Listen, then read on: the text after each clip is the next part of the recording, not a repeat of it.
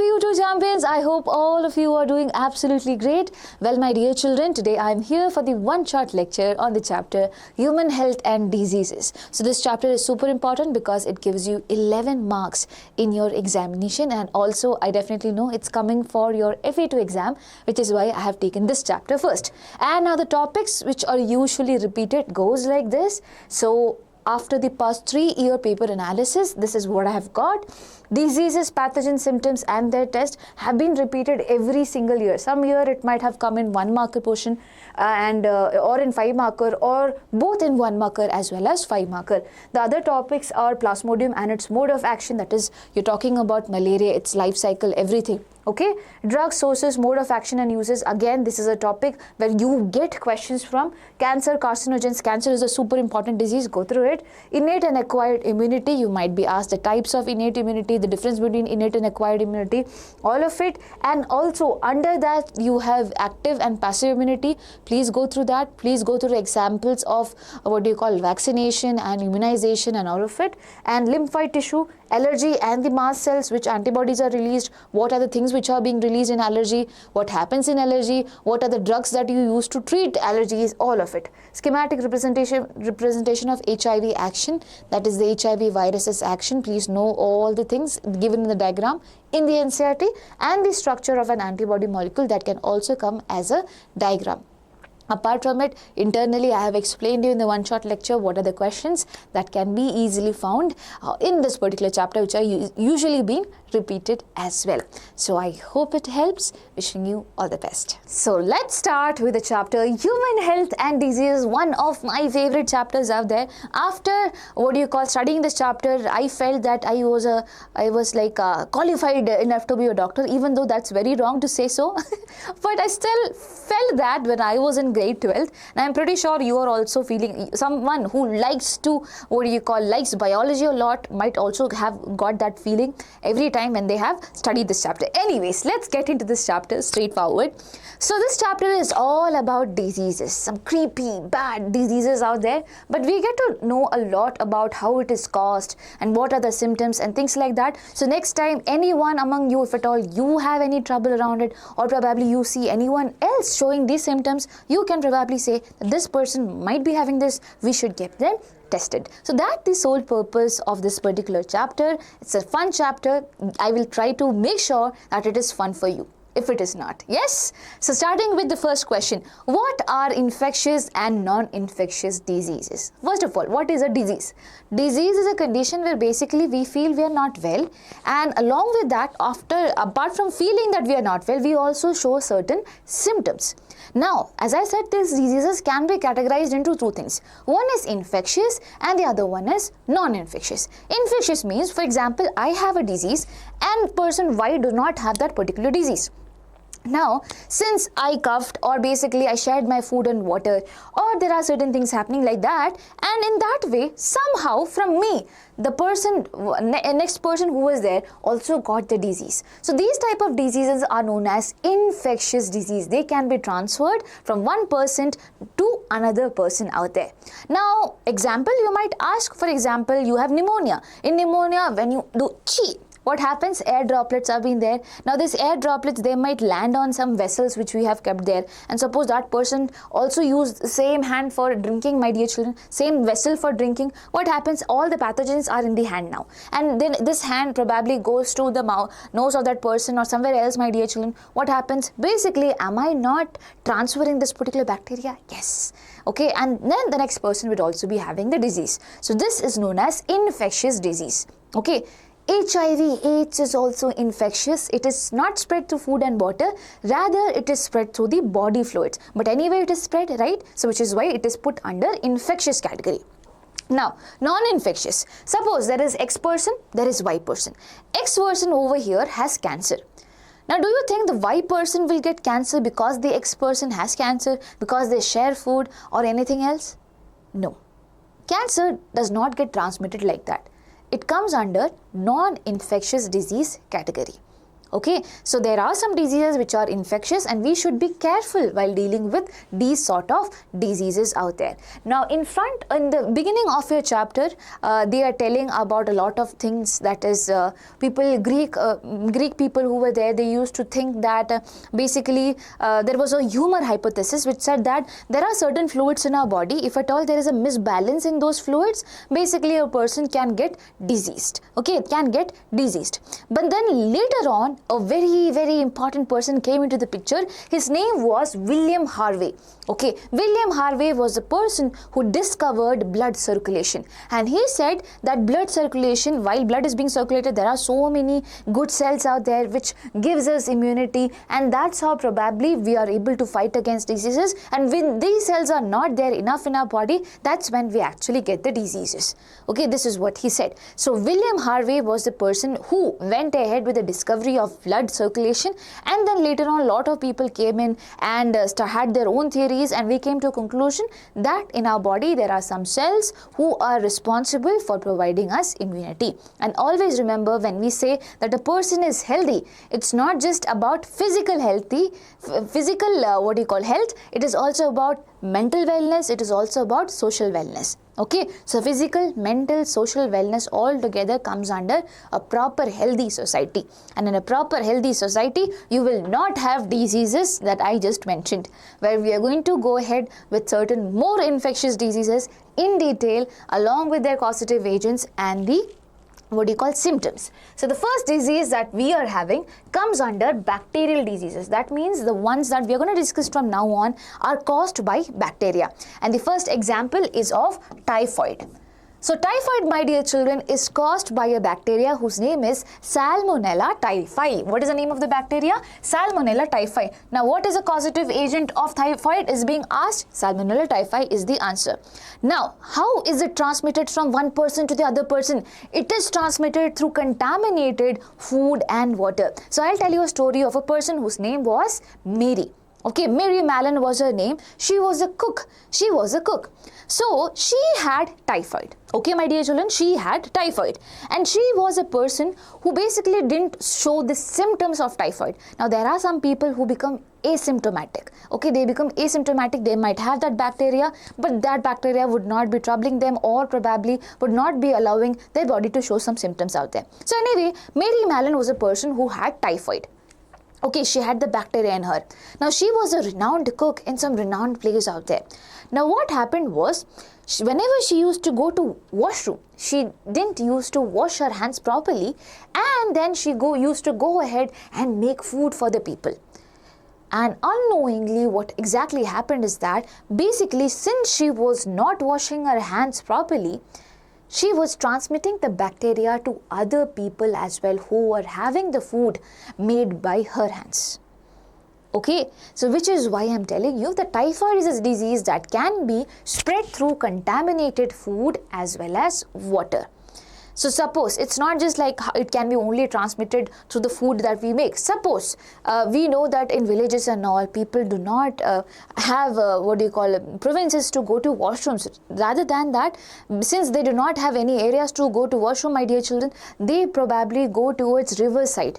And when they excrete there, one very important thing that happens is that it mixes with water. Now the water is contaminated. Suppose the same water comes to our home.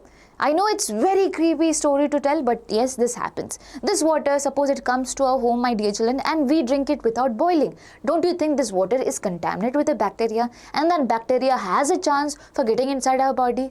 Yes. So which is why we say that we should be having boiled water. Okay, so that all this bacteria would be killed. And not just that, when we go to street shops for having pani puri, this puri, that puri and all, whenever we see that the things are not sanitized, we should not be having it because of the same reason.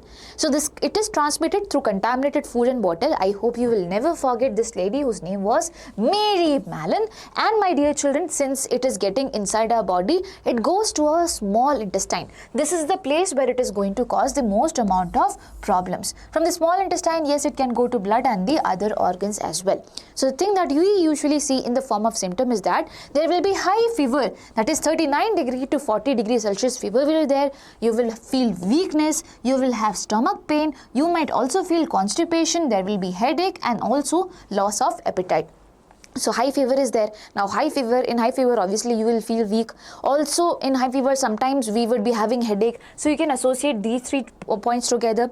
Now over here, stomach pain, constipation and loss of appetite can be grouped together. Stomach pain is there because constipation is happening. No, your stool is not going out, right? And since your stool is not going, it's not passing, what is happening? You do not feel to eat, which is why there is loss of appetite as well. So these are the few symptoms of the typhoid disease. Now severe cases when typhoid bacteria, my dear children, affects very much and we are not taking care, what happens? It may lead to intestinal perforation and death. That means, as I told you, it is going to affect your small intestine. Now in the small intestine, it can create pores, which is known as intestinal perforation. And now intestine, if it has pores, my dear children, obviously things are going to leak, lot of things are going to happen, which is why it might also lead to what?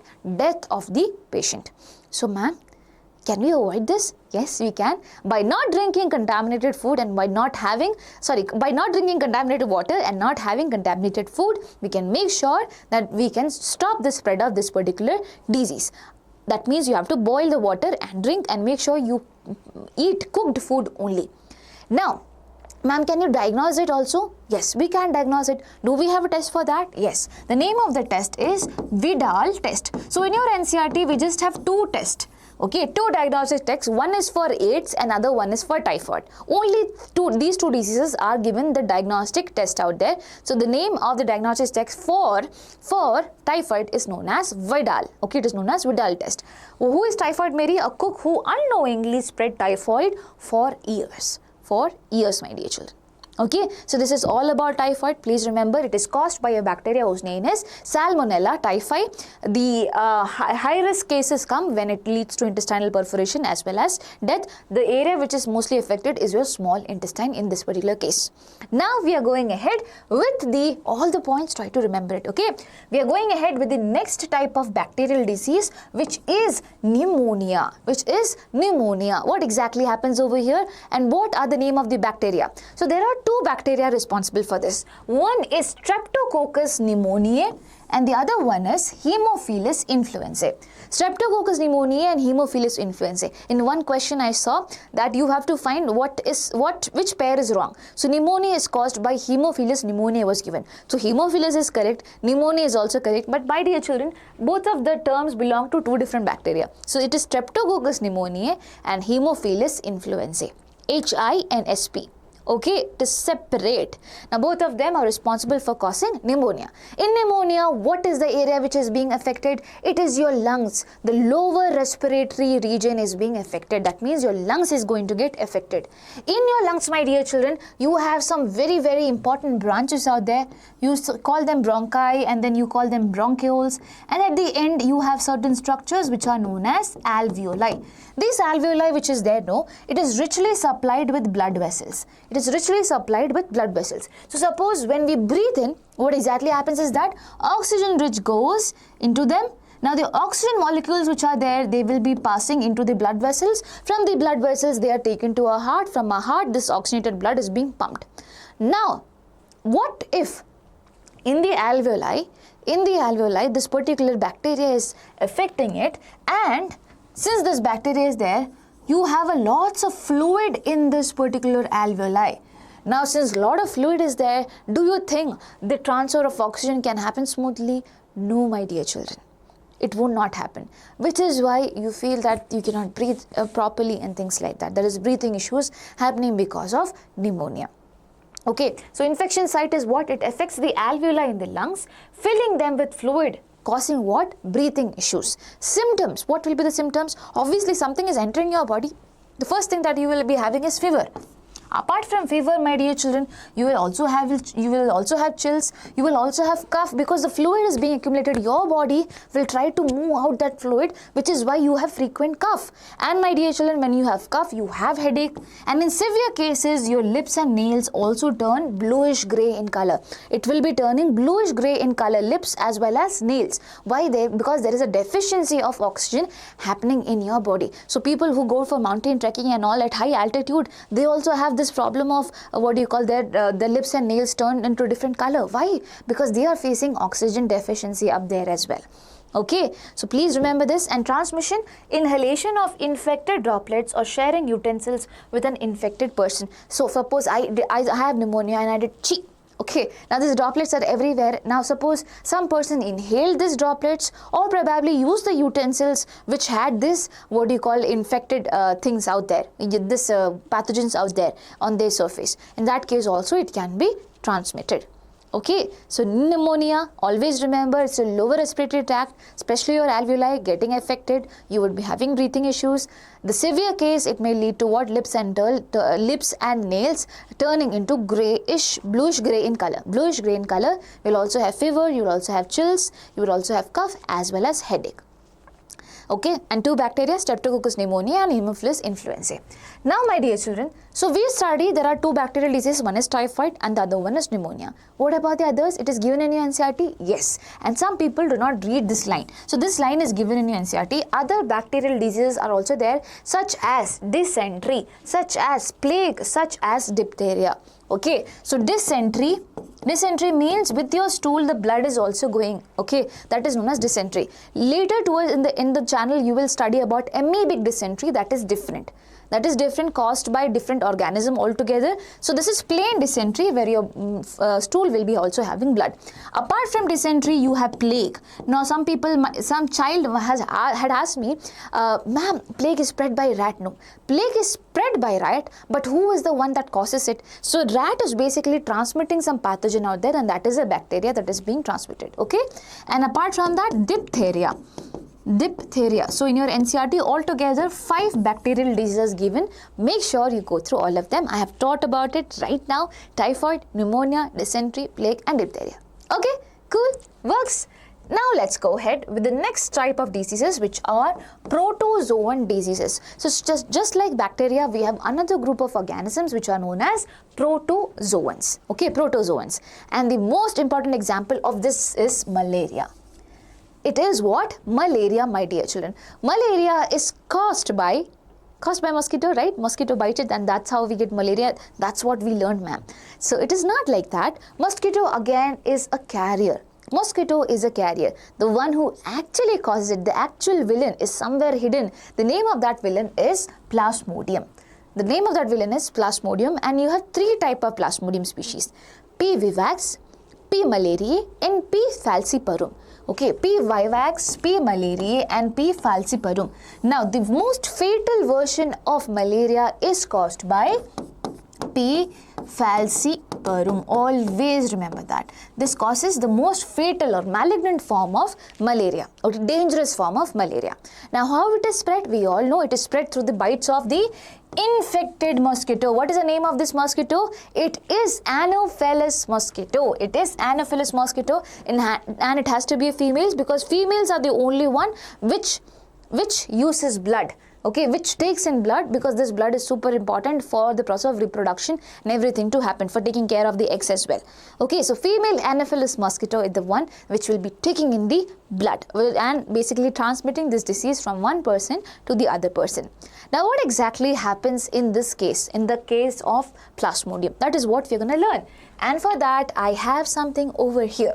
So, Plasmodium, my dear children, it is there in the mosquito's body, in the Anopheles mosquito's body. And you know what? There is a stage of this particular Plasmodium. You call the stage as sporozoite stage. Remember, all this particular chart is super important. Okay, it is a stage which is known as sporozoite stage. So in the mosquito, the Plasmodium is found in the sporozoite stage in the salivary glands of the mosquito. In the salivary glands of the mosquito, you have the plasmodium in sporozoite stage. Now the mosquito, when it comes and bites, it wants to drink the blood. It wants to take in the blood. But my dear children, in our body, in the blood, there are some factors out there which will lead to clotting. And now if it is clotted, the blood, the mosquito will not be able to drink the blood, will not be able to drink, it will be like something is getting stuck. So basically, the mosquito gives its saliva, puts its saliva out there. In the saliva, you have some anti-clotting enzymes so that the blood can easily come. Now, when it puts the saliva inside our body, in the saliva, what is already there? The sporozoite of plasmodium stage is there. The sporozoite stage of plasmodium is up there. Now the plasmodium gets into our body in this particular stage. Now question comes, in what stage does it affect the human body? It is sporozoite stage. Now it went into our body. In our body, this is a terrorist. It is a terrorist and it has two camps. The first camp is there in the liver. In our liver. The liver cells are known as hepatocytes. What do you call them? Hepatocytes. So they basically get into our liver cells and they undergo asexual reproduction. So it was sporozoite stage. Now you have multiple stages happening in between, my dear children. All of it you do not need to remember. Just understand that they are going to undergo asexual reproduction. They are going to form something else. But anyway, they are undergoing asexual reproduction within a hepatocyte cell. Within all the liver cells, they are undergoing division. Now you only think the number of them are going to be more. What will happen? The hepatocyte which is there, it is going to break open. It is going to lyse. And all this plasmodium things which are there, it is going to get into our blood. Because anyway, the hepatocyte cells are damaged now. Now, they get into our blood and this is their second camp. The second camp is RBC. Specifically in our blood, the second camp is RBC. Initially, they got into our liver, caused damage there, they underwent asexual reproduction, they increased their number and now they are in our blood, especially in the RBC. In the RBC, again, they do the same thing, they undergo asexual reproduction. They undergo asexual reproduction and now, at the end of it, the things that we get, the name of the stage of plasmodium will be known as gametocyte stage. What do you call them? Gametocyte stage. Gametocyte stage. So within the RBC, they underwent asexual reproduction and they formed a stage which is known as gametocyte stage. And these gametocytes, my dear children, are having the capacity to form the gametes. Now when gametes are there, it undergoes sexual reproduction, it undergoes fertilization to basically produce new organisms up there. Now, do you think that happens in our body? No. The gametocytes are formed over here, but gamete formation does not take place. They do not form any gametes in our body. They do not undergo any fusion in our body. That is reserved for mosquito. I'll tell you how. So basically, what exactly happened? Asexual reproduction happened, right? Within the cell, it is happening. Now, at one particular point of time, the cell will burst open. Now, it is going to be released back into the blood, plain blood. Now, a mosquito, when it comes and drinks our blood, it is going to get the stage that is gametocyte stage. Now, in the mosquito's gut, these gametocytes are going to form gametes, these gametes are going to fuse and they are going to undergo all the processes. Later on, it will form a sporozoite stage which will be moving from the gut of the mosquito to the salivary gland. And the whole process repeats. Now, in between that, we have missed one very important thing. As I told you, they get into RBC and basically while they undergo asexual reproduction, they are feeding on some very important thing in RBC. Why are they targeting RBC? Because RBC have their very important thing which is known as hemoglobin. Hemoglobin, which carries the blood, which carries the oxygen out there, right? Now, hemoglobin, in them, they break the hemoglobin to heme as well as globin. They break it into two components, where is it? They break it into heme as well as globin. But one very important thing that you have to notice is that the heme which is there, it is very toxic for this organism.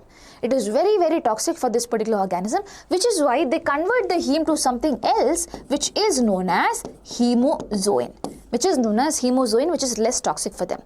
So hemozoin is there in the RBC. Also, they have formed the gametocytes. Now you do not have space. The cell is lysed. What will happen? Also, gametocytes are definitely released. But apart from that, the hemozoin is also released.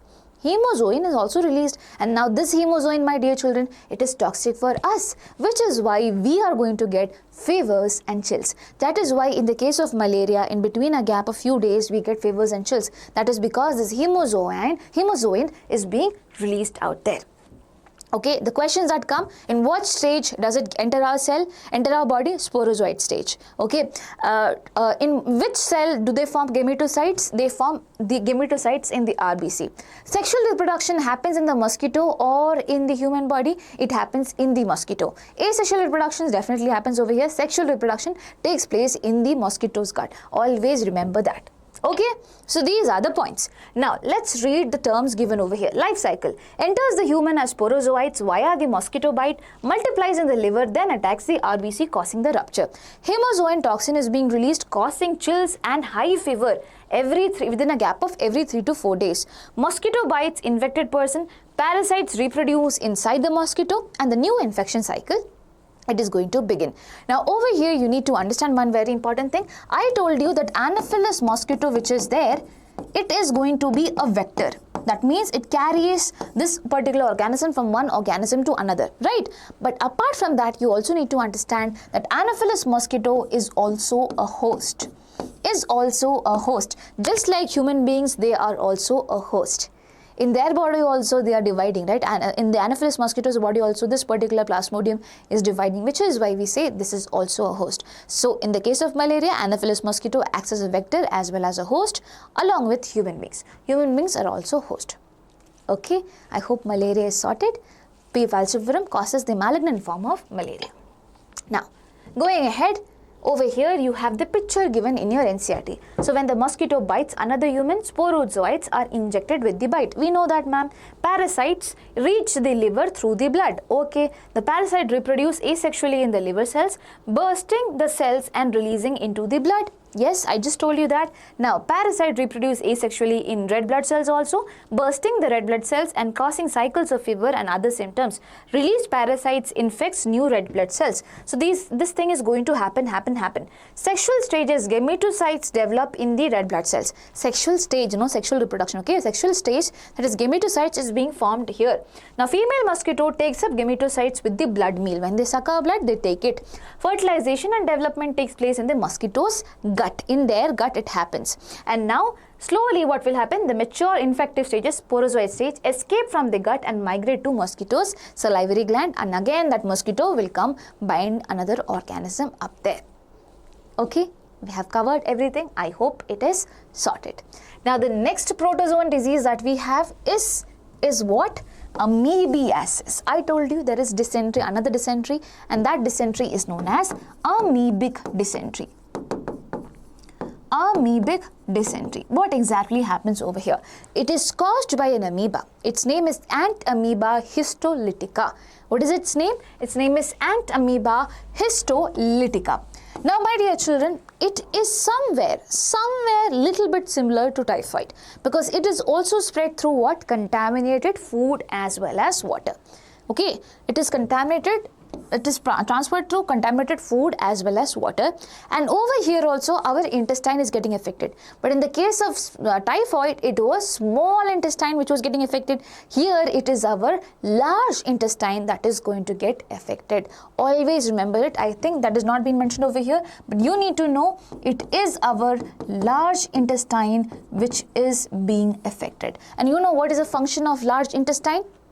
Large intestine is having the function of reabsorbing the water.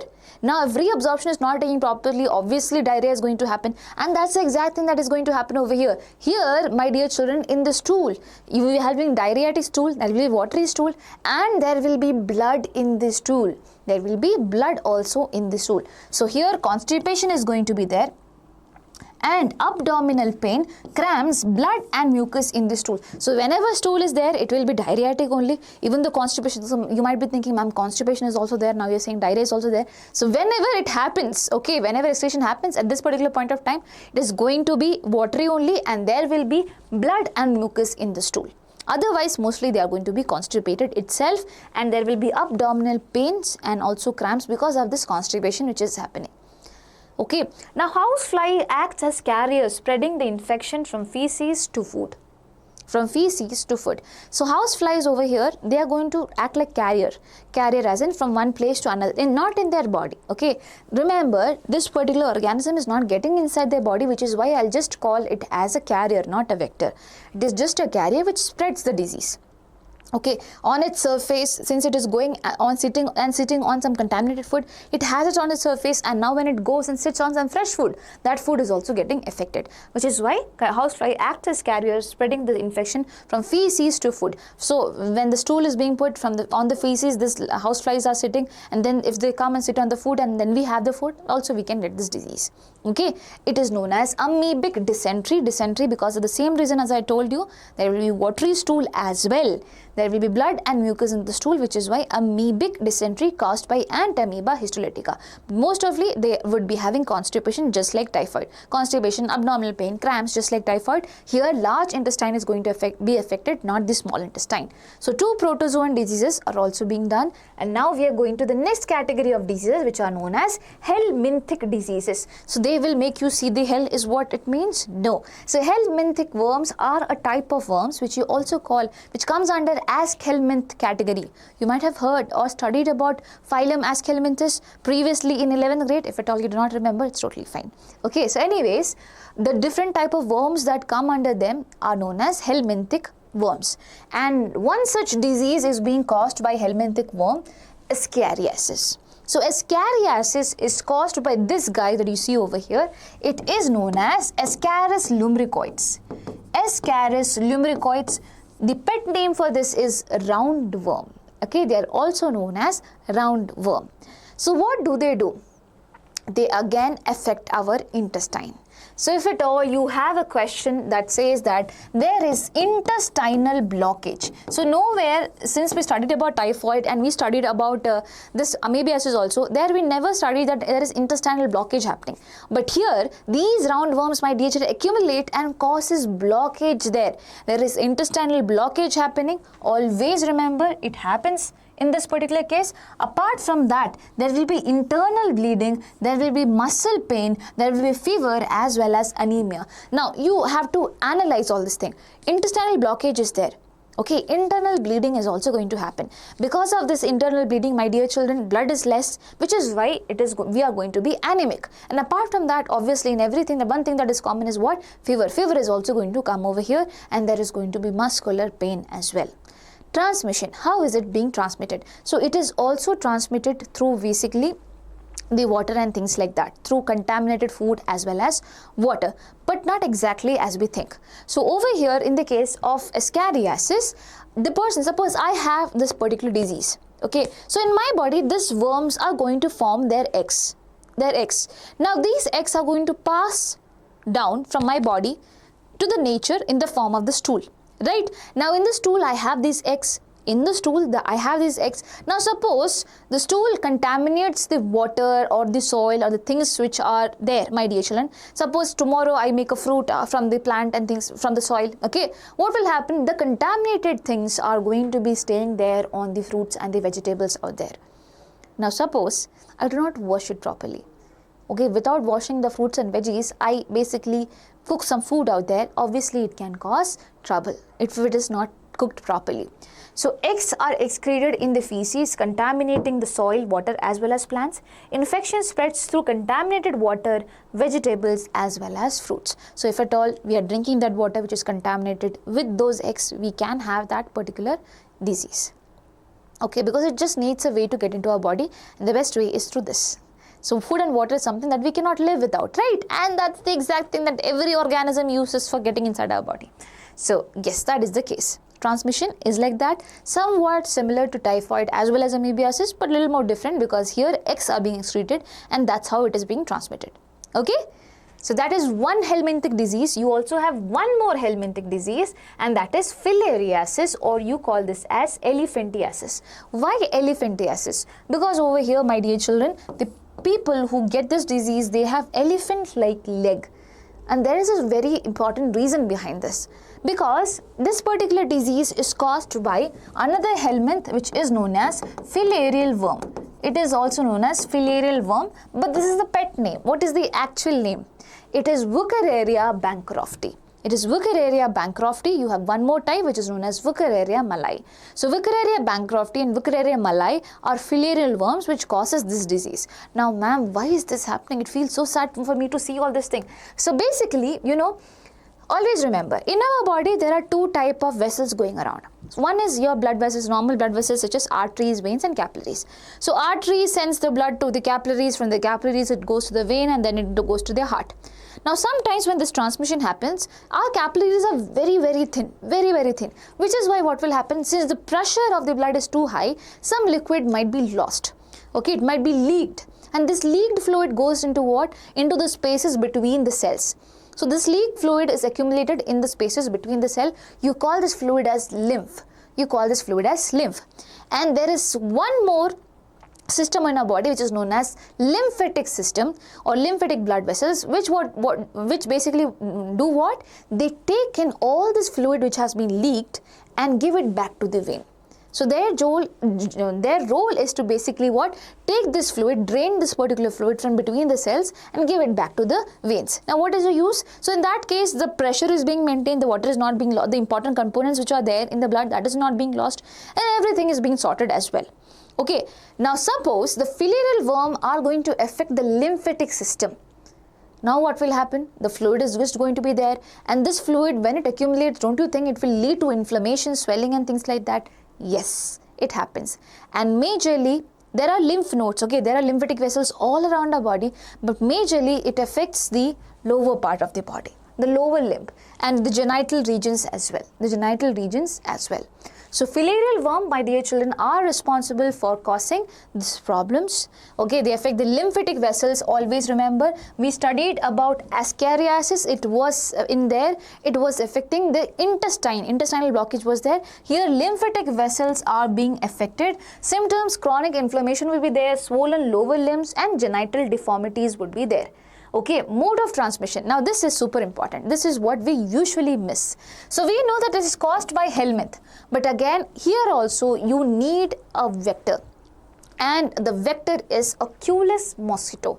It is a mosquito. So we do not think that this disease is spread through mosquito.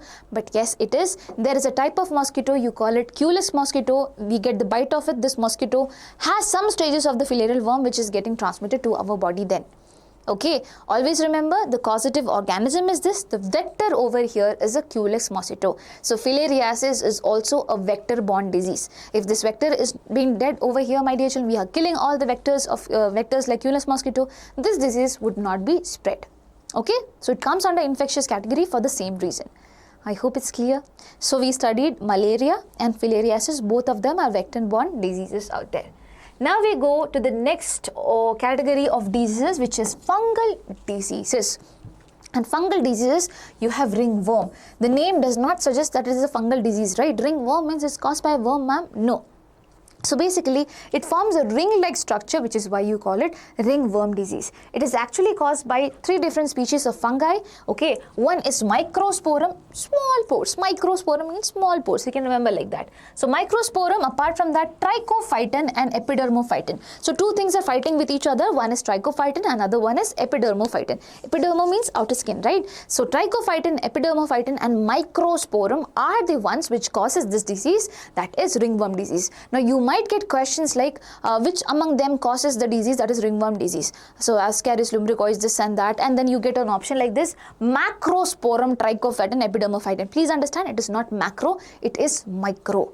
Go with the details right there. So the disease which is being caused is ringworm, and it's super easy to remember. As you can see, it causes dry, scaly lesions out there. We feel intense itching on the skin, okay, and the scalp, on the nails, everywhere. Now, favorable conditions for the fungus to survive, we all know it has always been the same. It is heat and moisture, which is why it is usually there in between these regions, okay, or between some groin area. Groin means basically, you know, we have leg, okay. This area that comes, okay, this area that comes are known as groin.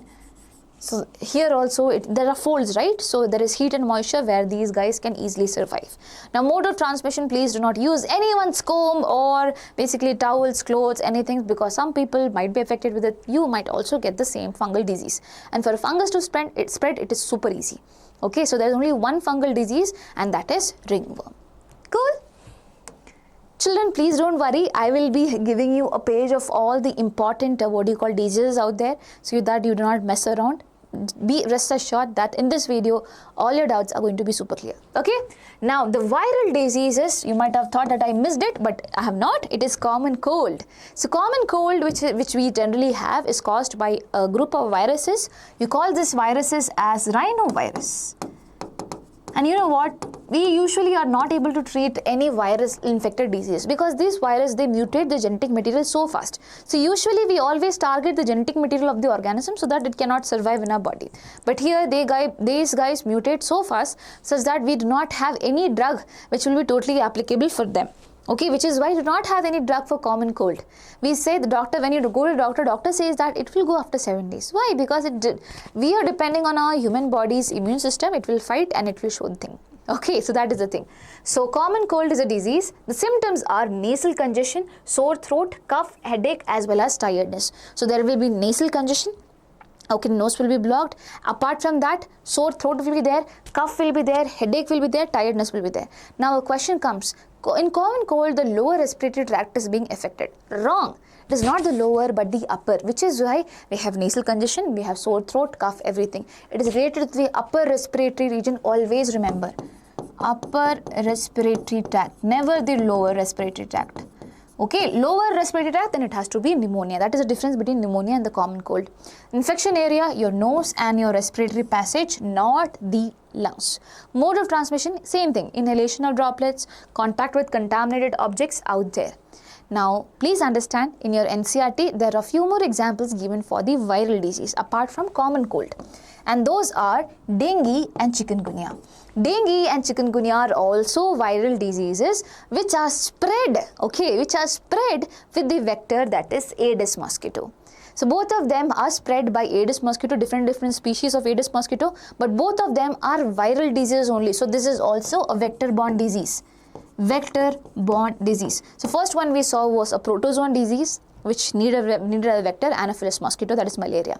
Okay, then what we saw is filariasis. It is a helminthic disease. It is caused by filarial worm, but it is spread through Cupeus mosquito. Here also it is a viral disease caused by a virus but spread through Aedes mosquito. Okay, dengue and chikungunya. So they come under viral disease category. Now, example of a question. Which of the following vector-borne diseases is caused by the Aedes mosquito? This was a question that came in 2017 for KCET aspirants. Ascariasis and filariasis, malaria and sleeping sickness, dengue and chikungunya, kala azar and filariasis. We know it is dengue and chikungunya because both of them are spread through Aedes mosquito. Okay, so I'll try to give you some examples as well in between so that you have an idea. Same thing comes with PU2 children also. They will also get similar questions, all the type of questions that I've already mentioned right over there. Now, how to prevent the vector-borne diseases? What are the vector-borne diseases? Malaria, filariasis, dengue, chikungunya, all of them. How to prevent it? So, obviously, these vectors need a breathing ground, and that is usually water. So, please prevent water stagnation. Please use clean coolers regularly. Okay, if the coolers are contaminated, obviously they can easily increase the number. Use mosquito nets and wire mesh. Introduce Gambusia fish in the ponds. So Gambusia fish feeds on the larvae of the mosquito, which is why we say that put them in the ponds and the larvae would be dying up. Okay, now spray insecticides in the breeding area as well. So that is also an option that we have. Cool? And yes, I spoke about them, and here I have a list of all the diseases for you guys. Make sure you go through it. Bacterial are typhoid caused by Salmonella typhi, pneumonia caused by Streptococcus pneumoniae and Haemophilus influenzae, diphtheria, plague, dysentery are also coming under bacterial disease. Helminthic disease, you have Ascariasis caused by Ascaris, filariasis and elephantiasis caused by filarial worm, which is known as Wuchereria bancrofti or Wuchereria malai. It is spread through mosquito, which is why I have put mosquito's picture over here. The name of the mosquito is what? Culex. Now coming over here, protozoan disease, you have malaria and amoebiasis. Malaria is caused by Plasmodium vivax, Plasmodium malariae, and Plasmodium falciparum. Plasmodium falciparum is causes the malignant form of malaria. It is spread through mosquito whose name is Anopheles mosquito. Okay, it is also the host. It is also the vector, also the host. Amoebiasis is the next disease caused by Entamoeba histolytica.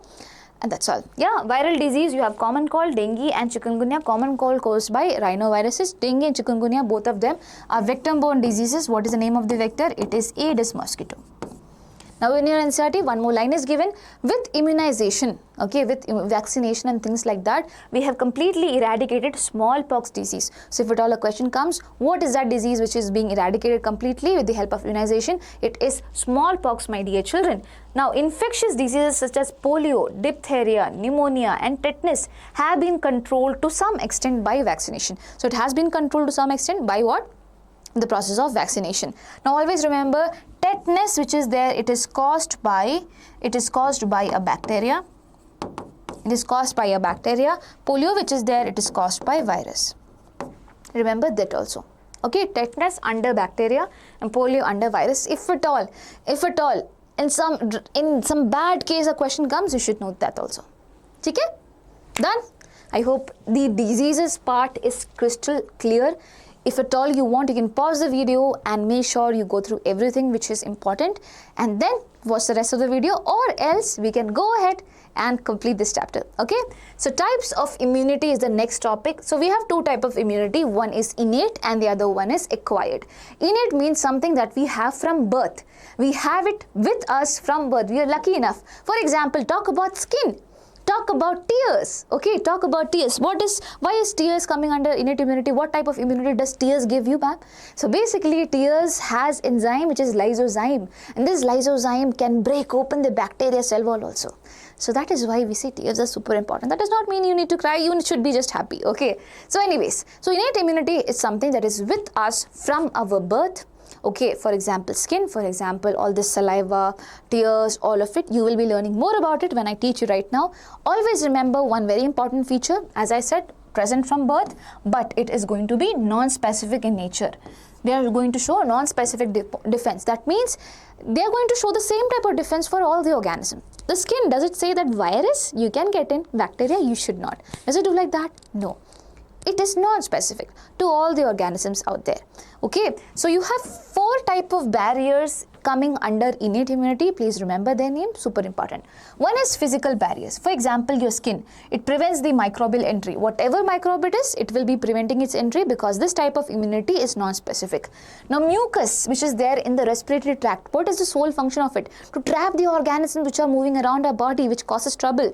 So mucus in the respiratory, gastrointestinal tract, urogenital tract traps what? Microbes. So that is physical barriers. Second, physiological barriers. Probably we are going to talk about some secretion. So in our stomach there is acid HCl which has a pH of 1.2. You imagine something which is too acidic is there in our stomach. Why? Because we need protection from all the microbes which enters our body through our food as well. Some microbes stay here and there and go affect all the places, but apart from that, most of them which goes into our stomach, we have so many things which goes into our stomach and are killed with the help of this particular HCl out there. So we have stomach acid. Apart from that, we have saliva. Saliva also have lysozyme enzyme, which is why we say whenever we have some blisters, some people put the saliva out there. It might seem yuck, but sometimes it does wonders if at all you make sure the hygiene level is maintained, because saliva also has the enzyme that is lysozyme. Tears also has the enzyme that is lysozyme. So these enzymes basically break open the bacteria cell wall out there and does not allow it to survive. Now the third one is cellular barriers. Cellular barriers as in cells which are going to act on a defense mechanism, and it is there from the start in our body. So examples are polymorphonuclear leukocytes. You call it as PMNL, you also call it as neutrophils. So the easiest name to remember is neutrophils. They come under WBC, they are a type of WBC. We also call them PMNL. PMNL means polymorpho. That means their nucleus. Their nucleus, which is, it is in multiple, structure out there. Their morphology is different, which is why you call them polymorphonuclear leukocyte. Leukocyte means WBCs. What is that? Neutrophils. And apart from that, some monocytes are also there which destroys the microbes. So in WBC, you have so many different type of WBC. Okay, one is neutrophil, another type of them is what? Monocytes. I'll tell you one very important thing about monocytes. These monocytes, my dear children, mature later to form macrophages.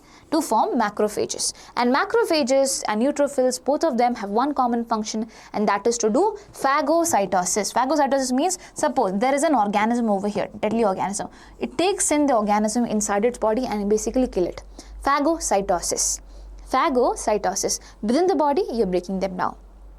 So, ma'am, you are saying neutrophils are also going to do the same, macrophages are also going to do the same. Then why there are two? Just name it one, no? No. But it depends on the time of action. So, every time a pathogen comes in, the first person to come in over there will be a neutrophil. Later on, because of our signals in our body, macrophages will also be coming in.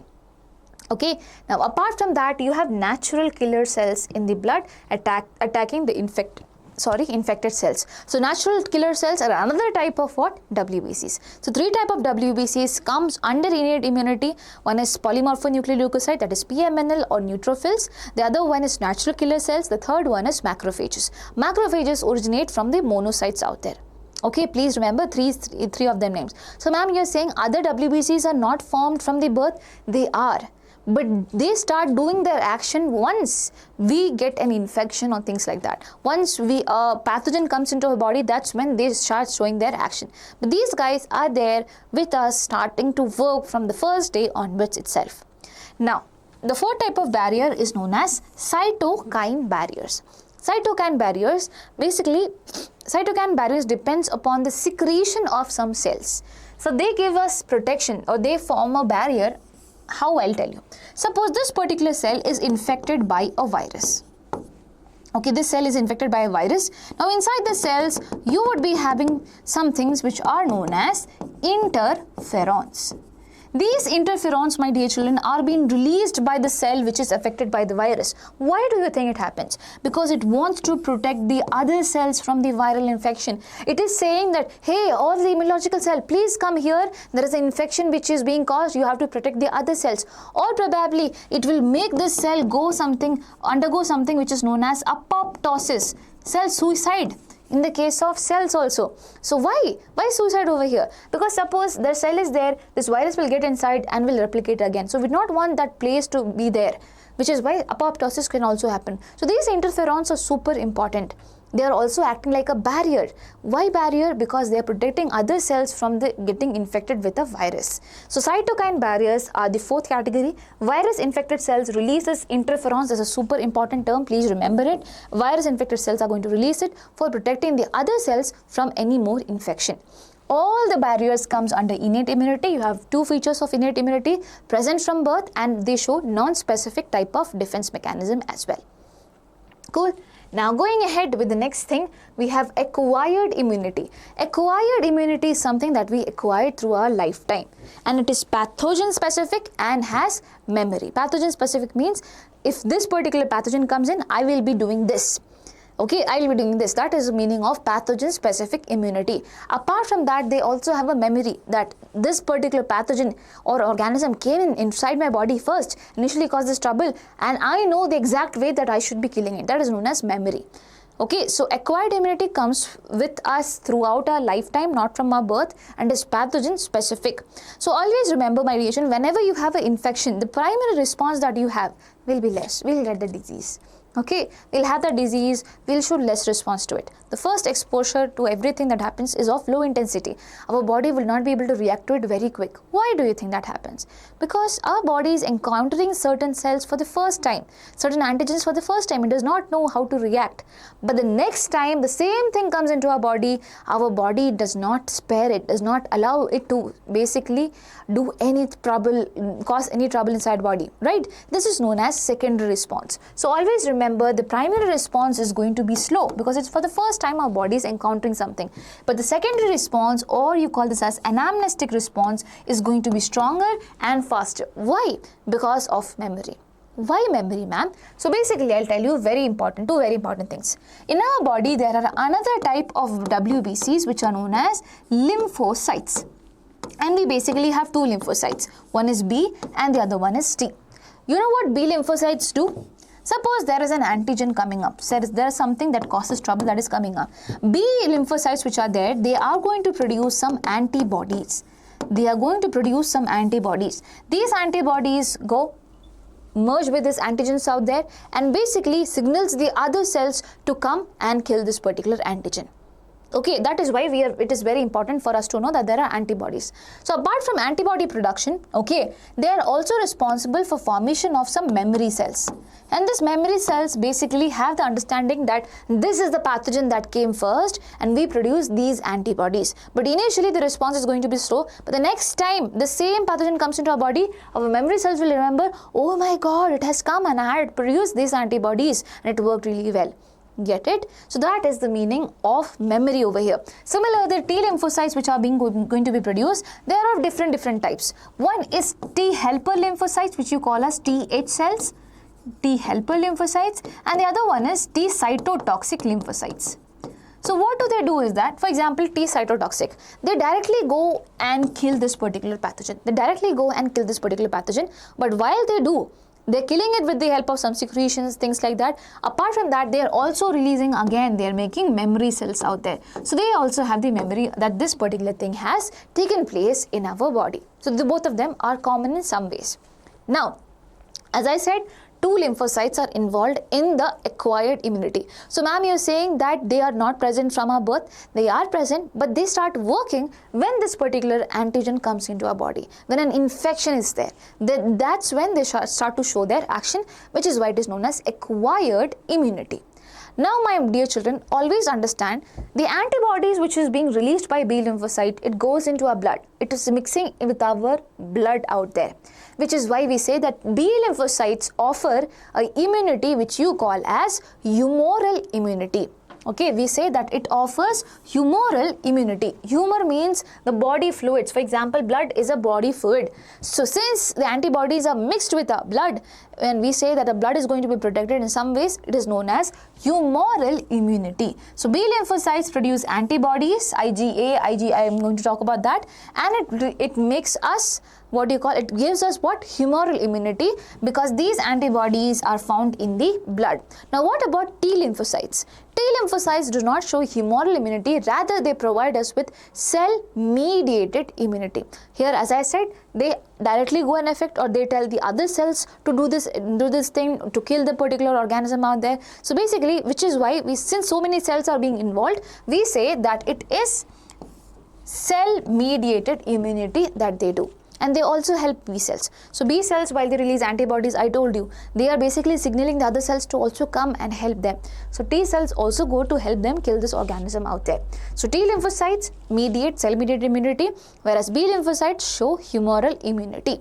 Now, one very important thing that I had to tell you is that I told about antibodies. There are different types of antibodies, but before that, antibody is what? A protein, carbohydrate. What is it? It is actually a protein.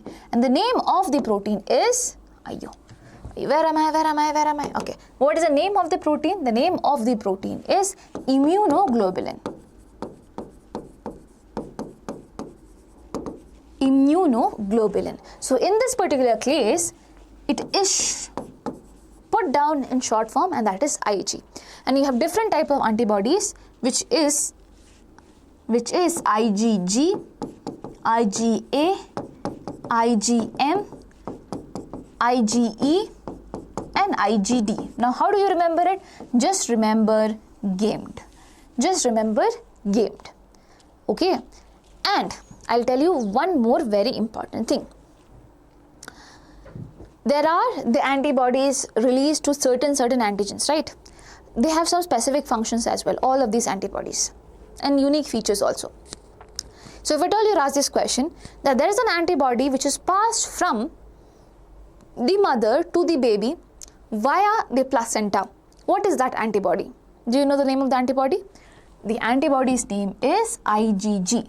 It is transferred from the mother to the baby via the placenta, because the baby does not have enough immune cells to protect itself, which is why the mother is giving ready-made antibodies out there. Okay. Similarly, IgA is something that is passed from the mother to the child through the milk through the milk which goes. So IgG goes through the placenta, IgA, once the baby is being born, to the milk, IgA is being passed down. Now when someone has allergy, what is the antibody which is secreted the most?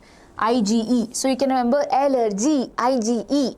So these three antibodies are super important, their functions are super important. Make sure you go through them. Okay, now we talk about the structure of antibodies. We say it is made up of 4 peptide chains. What are peptides? Peptides join together to form proteins.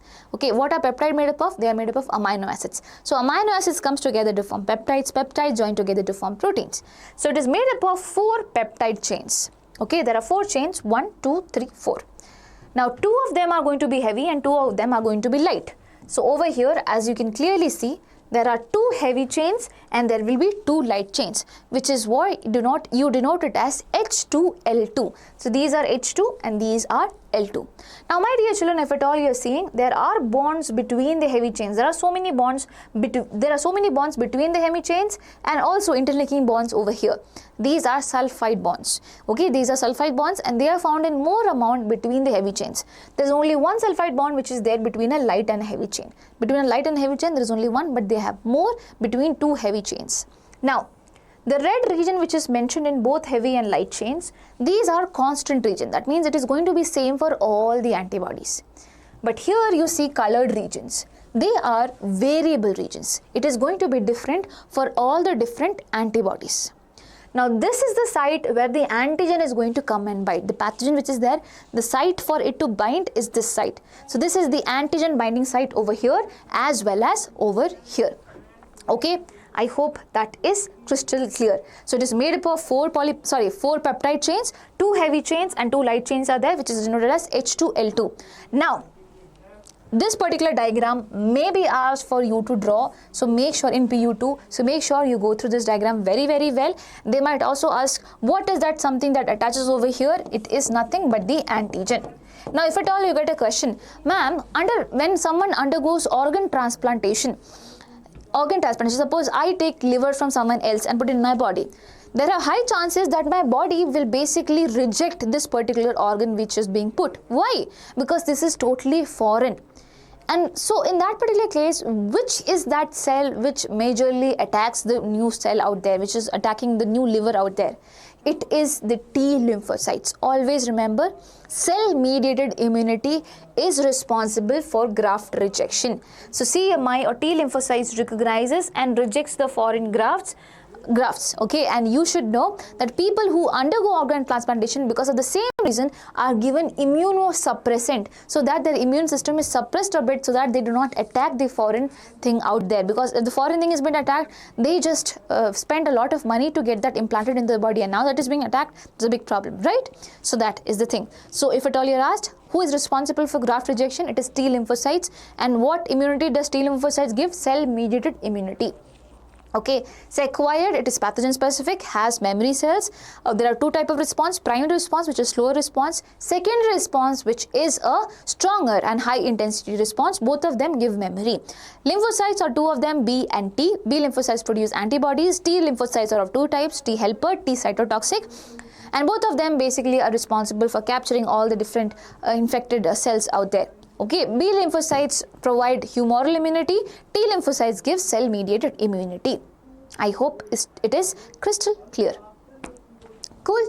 And for organ transplantations, CMI is responsible. Okay, now you have 2 different types of immunity again, that is active and passive immunity. Okay, so in acquired only you have 2 types of immunity, one is active and the other one is passive, and this is super simple. Suppose, my dear children, I get an infection or you get an infection, suppose. Your body is going to produce antibodies against it, right? And it is going to provide you protection, right? It is going to provide you protection. It might take some time, it might be a slower response, but it stays with you for a longer time, because here memory cells are also being produced. So next time you have an antigen activity coming up in your body will react even more better. So active immunity is where developed when the body produces its own antibodies, and it is triggered when you are being exposed to antigens, either natural infection, either when you are naturally infected with something, or probably when you are given vaccination. So how does vaccination works? In the case of vaccination, you are given nothing but the weakened pathogens. You are given the weakened pathogens which cannot cause any trouble. Okay, you are just showing your body that this type of organism may come, you have to be attentive. So when you are undergoing vaccination, you are given with weakened pathogens such that, my dear children, your body understand that there is a pathogen like this and your body will produce a response. That is why we get fevers when we undergo vaccination. But later on it's all fine. Now when the actual pathogen comes to affect us, we already have the memory of it. Our body will know what antibodies are to be released. So either when natural infection or vaccination is being there, whenever we are exposed to antigens, the active immunity will be coming up. We will be producing our own antibodies. Here always remember, it will be a slow response, but long lasting protection would be offered because memory cells are involved over here. Whereas when you talk about passive immunity, things are going to be different. Passive is where you are not depending on your body to produce antibodies. Here you are being given ready-made antibodies. What are you given? You are given ready-made antibodies. You are given ready-made antibodies. This provides immediate but short-term protection. Okay, it is going to provide you immediate, because you are anyway given ready-made antibodies, so it is going to provide you protection. But these antibodies which are there, they are going to be ended up sometimes, right? They cannot survive for long in our body. So it is going to just give you a short-term protection. Now, when do you need it the most? When your body is not having good, a developed immune system. For example, in the case of a baby, I told you from the mother to the child through the placenta, IgG goes, immunoglobulin G goes. Why ready-made antibodies are given? Because the baby is not big enough to produce its own antibodies and to take care of itself. Similarly, in the colostrum, the first milk, the yellow milk that the mother produces, my dear children, again it is rich in IgA. A for Amma, you can remember it. It is passed to the newborn baby's protection. Next thing, my dear children, suppose over here you are bit with a snake. You are bit by a snake. Now, when a snake bites you, you do not wait for your body to produce antibodies. Rather, you should be given ready-made antibodies to be safe. Right? So at all this particular point of time, it's passive immunity that works. When ready-made antibodies are given, that works better. And this type of thing which is happening in the case of snake bite or when you are given tetanus injection, they are giving you nothing but the ready-made antibodies, which is why they come under something which is known as passive immunization. Passive immunization. So this is immunization when you are given ready-made antibodies, and it is coming under passive immunity. When vaccination is happening, you are just given pathogens, your body itself is releasing antibodies, which is why it comes under what? Which is why it comes under active immunity. Okay, so over here I have vaccination and immunization. Vaccination comes under active immunity, contains antigenic proteins or weakened inactivated pathogens. Okay, vaccine contains antigenic proteins or basically weakened inactivated pathogens and what does it do? It triggers antibody production for a future protection. Memory B cells and T cells enable a faster response on re-exposure. In COVID vaccination, we were all given vaccines thinking that basically it might affect you, so you have to be safe. So your body to be ready with the antibodies, it was given to you. It has so many side effects, but yes, it saved a lot of people as well. So immunization, it leads to passive immunity. Preformed antibodies, listen, the word which is there, ready-made antibodies are also known as preformed antibodies. They are injected for immediate protection. Example, tetanus antitoxin. So tetanus antitoxin contains what? Ready-made antibodies which will neutralize the toxins which are being produced by the bacteria tetanus, which causes tetanus. Okay. Now snake bite antivenom, again it also contains antibodies against the snake venom as well. Now there is a 2-2 line given in an NCERT which is again super important. Some people do not read it well, which is why I'm telling you again, make sure you understand it properly. With the help of recombinant DNA technology, hepatitis B vaccine was being produced. In which organism was this produced from? It was yeast. So always remember, hepatitis B vaccine was produced from yeast. So now we think whenever this particular recombinant DNA technology comes, we think it's from the chapter biotechnology. Which is why people think, in which page I studied, I don't remember. So it is from this page of human health and diseases. Just after vaccination and immunization, this particular thing is given. Make sure you go through it. Okay. So hepatitis B vaccine was produced from yeast, nothing else. Cool. Okay. Now let's go ahead with the next thing. Allergy. Allergy. What is allergy? It is exaggerated human immune response that we have. It is not needed, okay, but it is exaggerated response that is happening. So what exactly happens is that in our body you have a type of cell which you call as mast cells. Mast cells, okay, mast cells actually. Now on the surface of these mast cells, an antibody comes and binds. You call this antibody as IgE. Now suppose I am allergic to dust. So the dust particle, suppose it comes and binds over here on the antibodies, what will happen? It will signal the mast cells. It will signal the mast cells to basically release some components which are stored in the mast cells. And what are these components? These components are histamine as well as serotonin. So histamine as well as serotonin are being released from the mast cells. Now what do? Histamine, it basically causes vasodilation. Suppose your blood vessel is like this, with this much diameter. It will make your blood vessel dilate so much. Why? Because it wants all the other immune cells to come to this particular point where this infection has taken place to cause swelling, this and that, lot of things out there. Okay, which is why since vasodilation is happening, eventually we will be getting swelling and things like that because your blood vessels are dilated. The sole reason is because the secretion of histamine and serotonin by the mast cells, okay, which have been active because IgE basically attached to some antigens out there.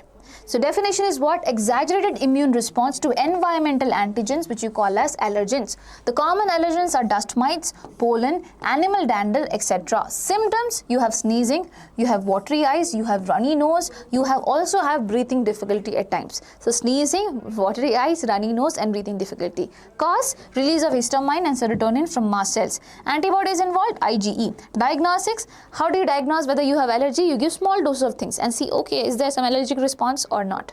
And what is the treatment that you use? Suppose someone has allergy. You might have seen people having cetirizine.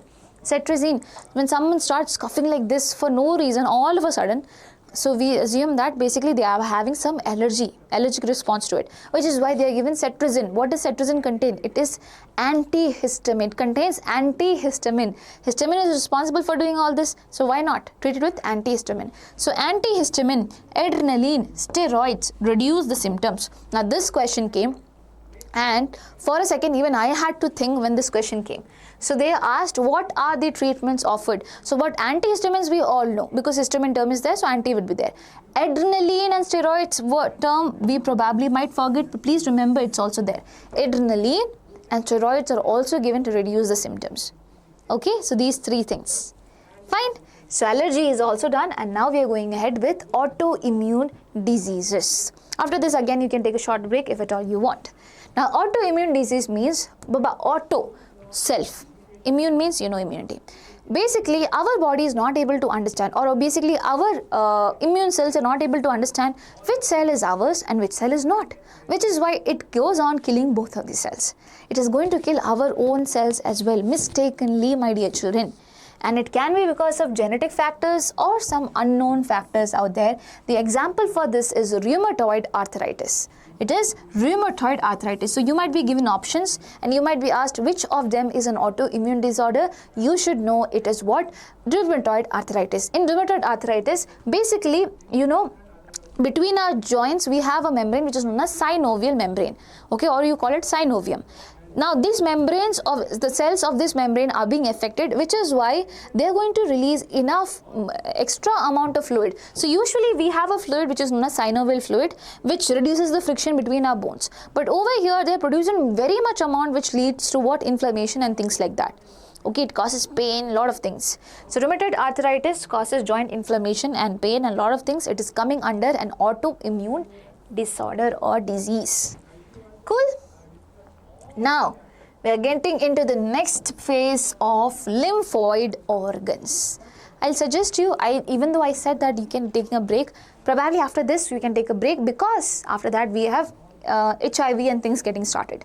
So lymphoid organ means organs which are responsible for the production of our immune cells and for storage of our immune cells and all those things. When we study this, our at least first half of the chapter would be entirely completed. Okay, don't worry, I will not take much of your time. It's just I'm explaining better because I want you all to score really nice and get all the marks that you can get from this chapter. Okay, I hope you are liking it. So yes, we are over here. So you have two types of lymphoid organs. One is the primary lymphoid organ and other one is the secondary lymphoid organ. Primary lymphoid organ is where your lymphocytes and everything are going to be developed. Okay, they are going to be developed, they are going to mature and they become antigen sensitive. This term is super important. They become what? Antigen sensitive. That means they know that I have to react to these antigens. Okay, my dushman is this antigens, my enemies are these antigens out there. But they do not start the reaction. Always remember, they do not start the reaction, they just become antigen sensitive in the primary lymphoid organs. Where do they become the effector cells? Where do they actually do dishum? Over here when they reach to the secondary lymphoid organs. So what do you call them then? We call them effector cells because they are going to have some effect, they are going to do dishum. So where do they become antigen sensitive? In the primary lymphoid organs. So you have two primary lymphoid organs, one is the bone marrow and the other one is thymus. Okay, bone marrow is nothing, you have in your bone, my dear children, this does not look like a bone, I'm so sorry. Okay, in your bone, you have two types of marrow. One is yellow marrow, which is responsible for formation of fat and everything out there. And the rest one is red marrow out there. The red marrow contains some specific cells, which you call as hematopoietic stem cells. Some stem cell, which can give rise to different type of blood cells. For example, RBC. For example, apart from RBC, what do you have? Apart from RBC, you have WBCs. Apart from that, you have platelets. All of these cells arises from the hematopoietic stem cells which are there in the bones. So the bone marrow produces all blood cells and including the WBCs, which includes the lymphocytes as well, B lymphocytes, T lymphocytes, everything. But the B lymphocyte stays back and matures here itself in the bone marrow. So B and B, you can remember like that. So B lymphocytes matures here itself. They do not go elsewhere to mature, they mature here. But the T lymphocytes which are formed in the bone marrow, they are going to go to the thymus because thymus is the place where they are going to get matured. So T and T over here. And always remember, where is thymus? Thymus is located over here behind the sternum, behind the rib bone. And my dear children, it shrinks with age. So this is the place where they formed, they matured and they become what? Antigen sensitive. Now they have to do the action. Okay, they have to go ahead into the different places where antigens might be there. So what are these regions known as? They are known as secondary lymphoid organs. Example, ma'am, I have spleen, I have lymph nodes and I have MALT. Listen, what is a spleen? Spleen is a structure which is present just beside our stomach. So now I'm going to show you some pictures. This is the picture of your bone marrow. As I said, red marrow is there forming different type of cells. Okay, thymus is there just over here between our lungs. Okay, behind the rib bone it is there, it shrinks with ages. And spleen is this. So beside our stomach we have this structure which is known as spleen. Spleen is known as graveyard of RBC. Why? Because the RBC cells, they die after 120 days. So the RBC cells, when they die, they come over here in the spleen and everything is being ripped apart. Only the iron and everything which is important is kept, rest everything is being lost. And in this region, okay, since the blood is coming along with the blood cells and everything, in the blood you might have antigens also, which is why you have so many guard lymphocytes just waiting for the antigens to come, such that these lymphocytes can work against it and kill these antigens. So are in this areas promoting the lymphocytes to work, to be effector cells? Yes, which is why spleen is a secondary lymphoid organ. Always remember that. Filters blood, contains lymphocytes, phagocytes, which traps the pathogens. Now lymph nodes. What are lymph nodes? I told you when I was talking about the whole chapter. So not the whole chapter, oh my god. When I was talking about filariasis, that lymphatic blood vessels are being affected. Lymphatic blood vessels which are there, okay, suppose this is a vessel. It will be having some stops like this, where it will be having so many lymphocytes gather. Why? Because in the leaked fluid, again, you might have some pathogens. These pathogens can be trapped by the lymphocytes which are there in the lymph nodes. They are super important for us. So again, they are going to act like secondary lymphoid organs because they are going to provide space for them to do dishum. So lymph nodes, ma'am, it's just there here? No. It's found throughout your body at specific location. And lymph nodes, doctors, you might have seen that when we go to doctor, they check like this. Why? Because they are seeing if the lymph nodes are inflated. That means you have an infection. Okay? So yes, if at all. Okay, anyway, so special structures found in the lymphatic system which traps the antigens are lymph nodes. Now the third category is SMALT. mucosa associated lymphoid tissue, MALT. What do you mean by mucosa? So the inner lining, okay, the innermost lining of our gastrointestinal tract, it has a layer which is known as mucosa layer. Mucosa, submucosa, this layer, that layer is there. But anyway, there is a layer that is mucosa. Now any tissue which is associated with the mucosa layer and which provides us protection comes under mucosa associated lymphoid tissue. And 50% of the lymphoid tissue found, and it forms the 50% of lymphoid tissue found in the respiratory, digestive and urogenital tracts. Always remember 50%. Examples of this, tonsils. So tonsils which you have over here, my dear children, what do we have tonsil infection? Why? Because these tonsils have richly supplied with lymphocytes, and these lymphocytes can easily trap the organism out there and cause trouble and kill them. So tonsils is a part of MALT. Apart from that, Peyer's patch. Okay, Peyer's patch might be something new for you. It is found in our intestine. So in the intestine, my dear children, in the mucosa layer, you have Peyer's patch which provides us protection. Similarly, you have appendix. You have appendix towards the intestine. Appendix was considered to be an organ which is of no use, but then later it was recognized that it has some immunological functions out there, and this is the immunological function. So tonsils, Peyer's patch, appendix, lymph nodes, spleen, all come under secondary lymphoid organs. Please remember, and all of them, since they are part of a mucosa layer, which is why they are included over here in MALT itself. Okay, so now I feel we are good to go with the next topic out there, which is HIV/AIDS, my dear children. So usually we say that that person has HIV/AIDS, this person has HIV/AIDS, but we need to know that HIV is the virus's name that causes the disease, which is AIDS. So HIV stands for human immunodeficiency virus. So human immunodeficiency virus causes AIDS. It is making our immune system weak. And what does AIDS stand for? Acquired immunodeficiency syndrome. That means we are acquiring it through our lifetime. And what are we going through? Our immune system is being deficient, which is why we are getting syndrome. Syndrome means what? A group of symptoms. So acquired immunodeficiency syndrome. So where was it first reported? It was reported in the year 1981. Okay, and it has actually caused almost 25 million plus deaths out there, my dear children. It's too many number. Why? Because viruses, they are unique. They change the genetic material every now and then. Suppose we target the genetic material, they will mutate themselves and they will be having something else later on, which is why we do not have a permanent cure for what? HIV/AIDS. Okay, so it is a retrovirus with an RNA genome enclosed in a protein envelope. So usually they have the genetic material in the form of RNA, and please remember, there are two strands. Both of them are single strand. They are not double-stranded structure. Both of them are individual two single-stranded RNAs out there, and they are being protected inside a covering which is made up of protein, and you call this covering as capsid. What do you call them? You call it as capsid.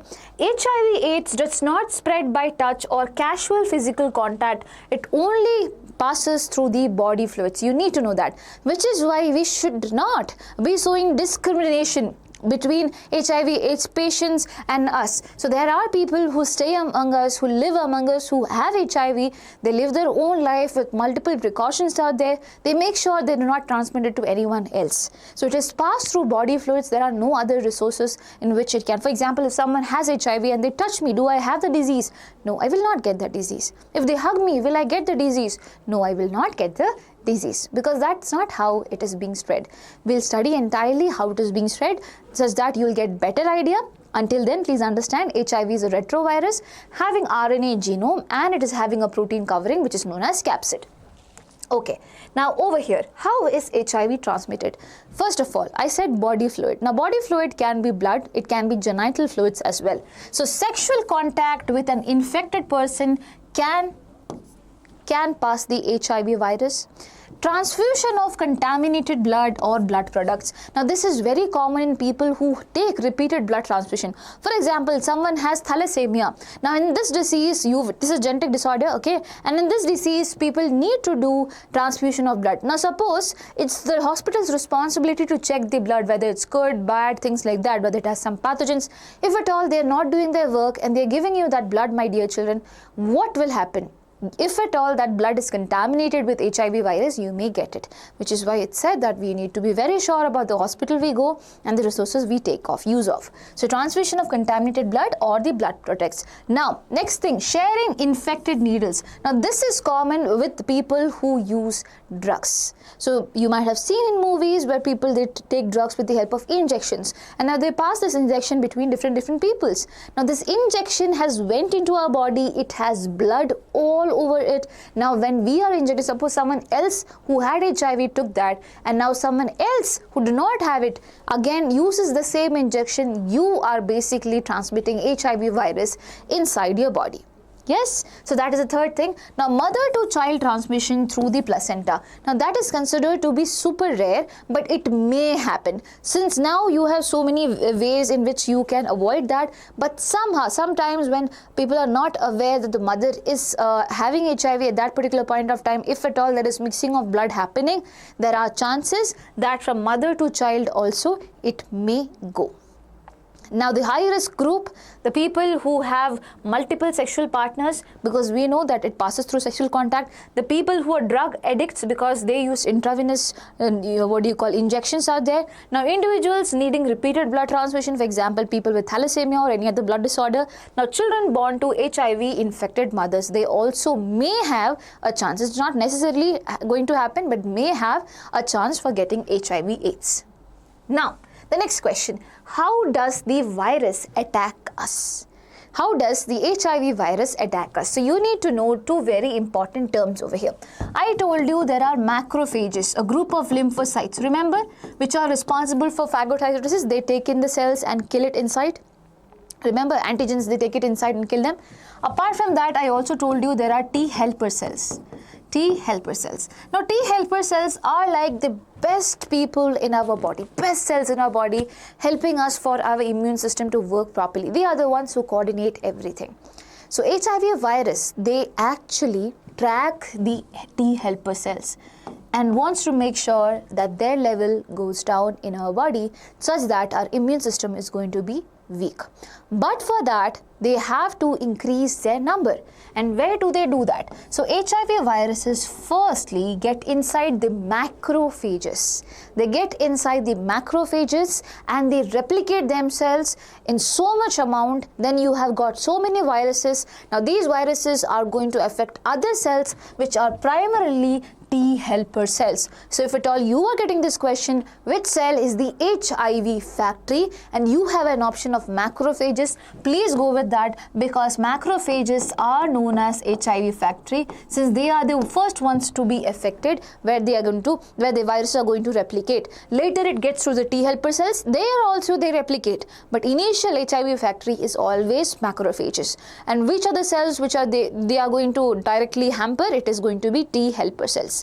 Okay, now I'll tell you how exactly things work. So over here you have the retrovirus, which is HIV. This picture is super important. You can be getting fill in the blanks question also. There can be a box over here and you might have to write what is the exact thing. Okay, fill in the blanks as in a blank might be given, A, B, C, D option might be given. You have to tell which option suits better in this particular blank. Now that can be an MCQ question. So over here, retrovirus is there with viral RNA core. RNA is there. The viral RNA, the genome is there. Now that infects an animal cell, that can be any cell, macrophage, T helper cell, any cell. Now, it is an RNA genome. You need to understand that. This RNA genome is now introduced inside the animal cell, a normal cell of our body. Only the viral RNA is being introduced, along with, there will be some proteins along with over here within that thing. Okay, within the retrovirus there will be some protein enzymes such as reverse transcriptase, such as integrase. Certain enzymes are there. So the genome gets inside this particular cell. Now this is RNA.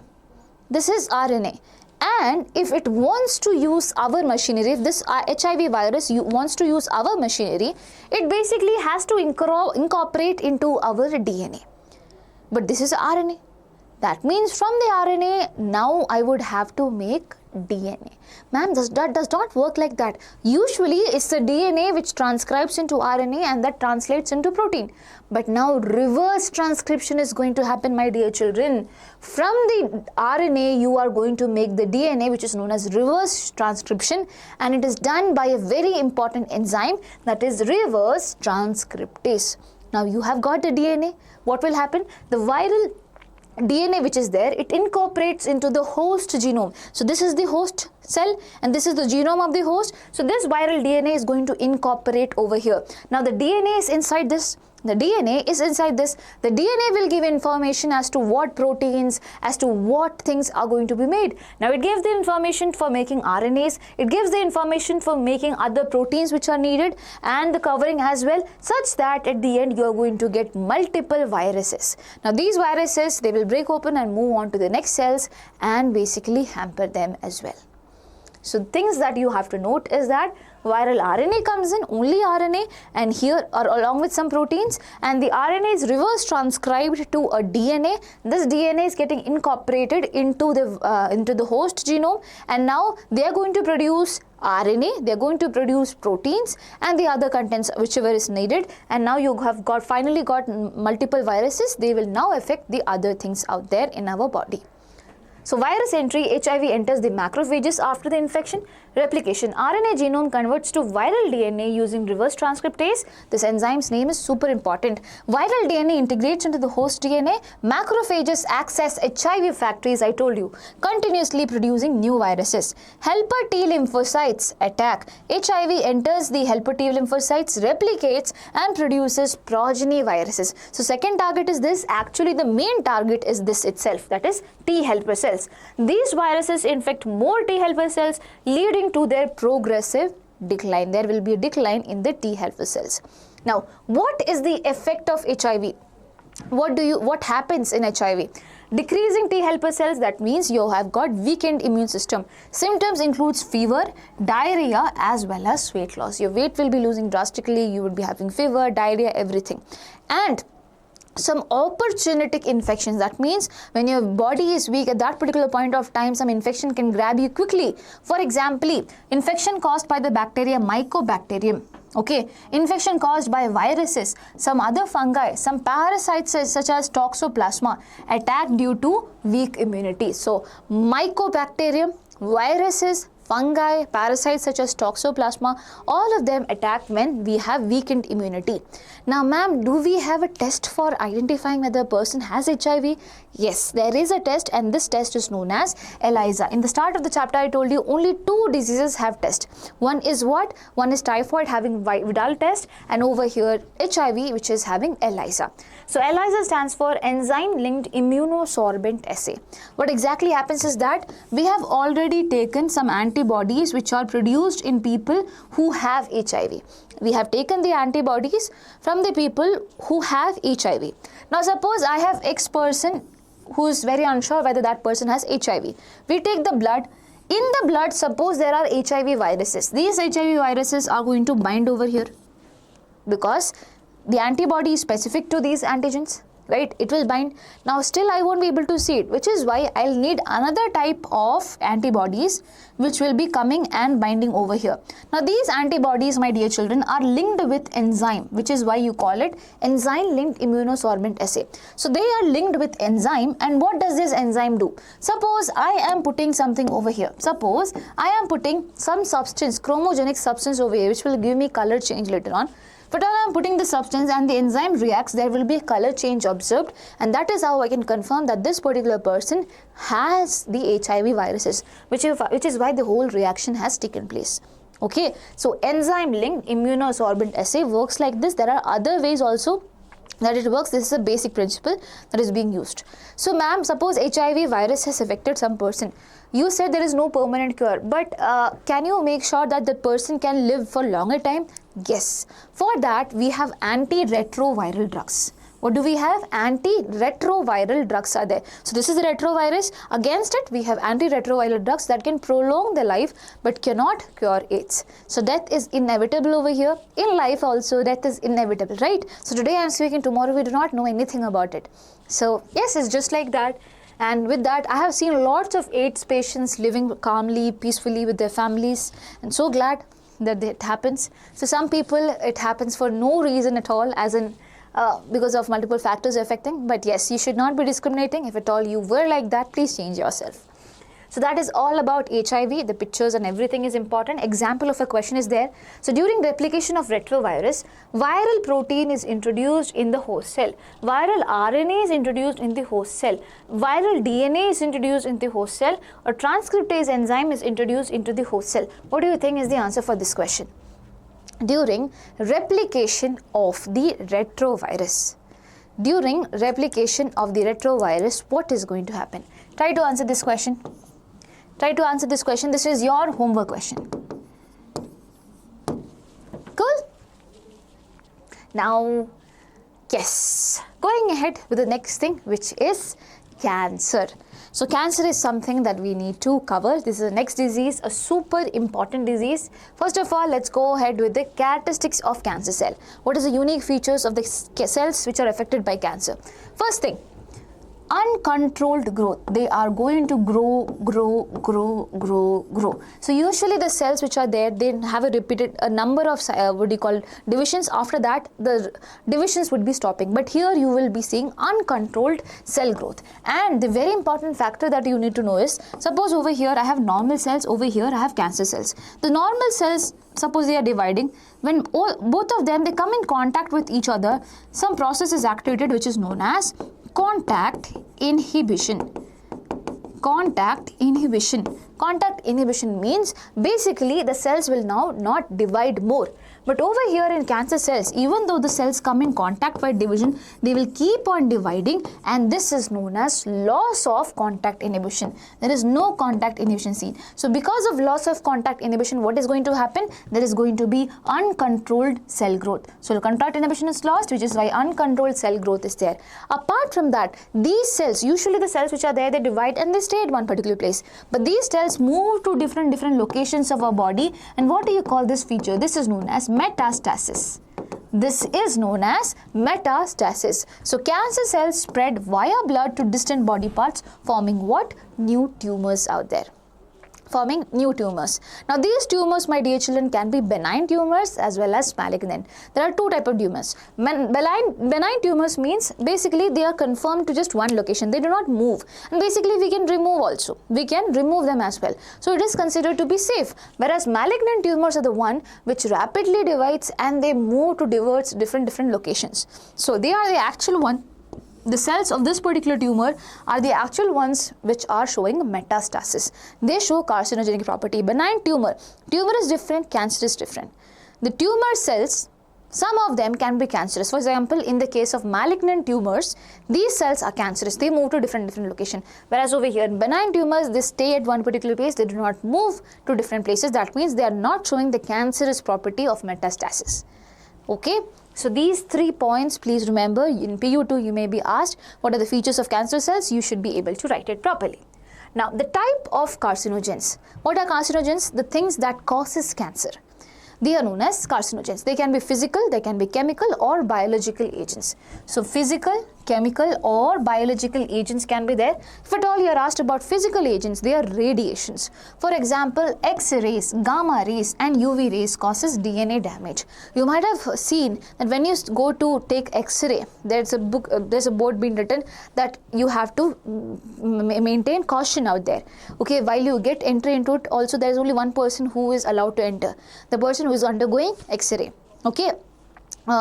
Basically it's done so because these X-rays or all the different type of ionizing radiations have an ability to bring out some changes in our DNA. Now these changes can be bad changes, which is why we might have some mutations as well.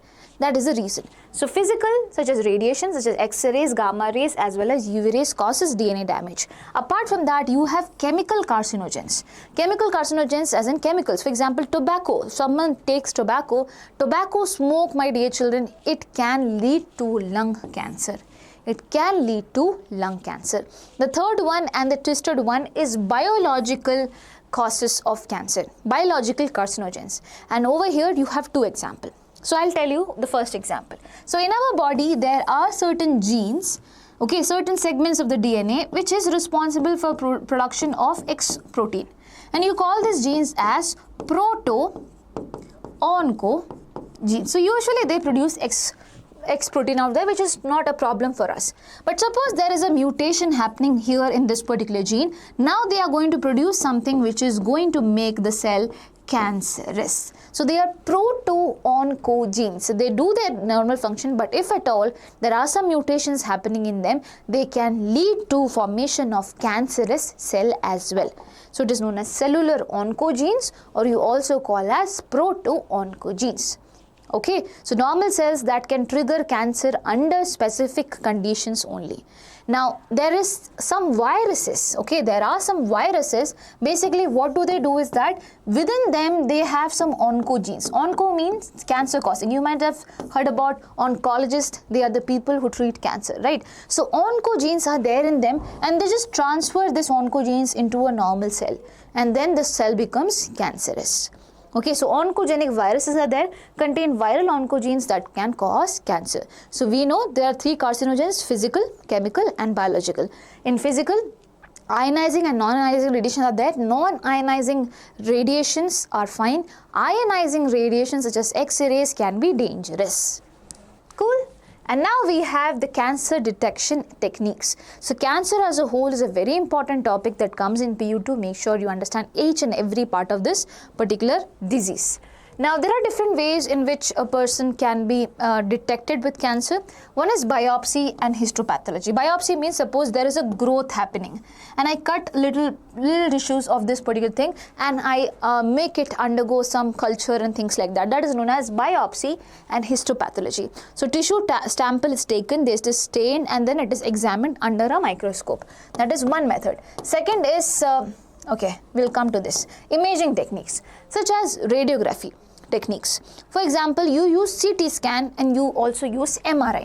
CT scan basically uses X-rays. CT scan is done using X-rays, my dear children. CT stands for computed tomography. Computed tomography. So over here, in this X-rays are being put, and this X-rays are super important for 3D imaging of the internal organs. So if at all you are asked this question, which is that particular technique which you use for finding cancer in the internal organs, it is what? CT scan. Now there is one more question, which is that particular technique which you use for finding cancer in the living tissue, it is MRI. So MRI stands for magnetic resonance imaging. It is standing for magnetic resonance imaging.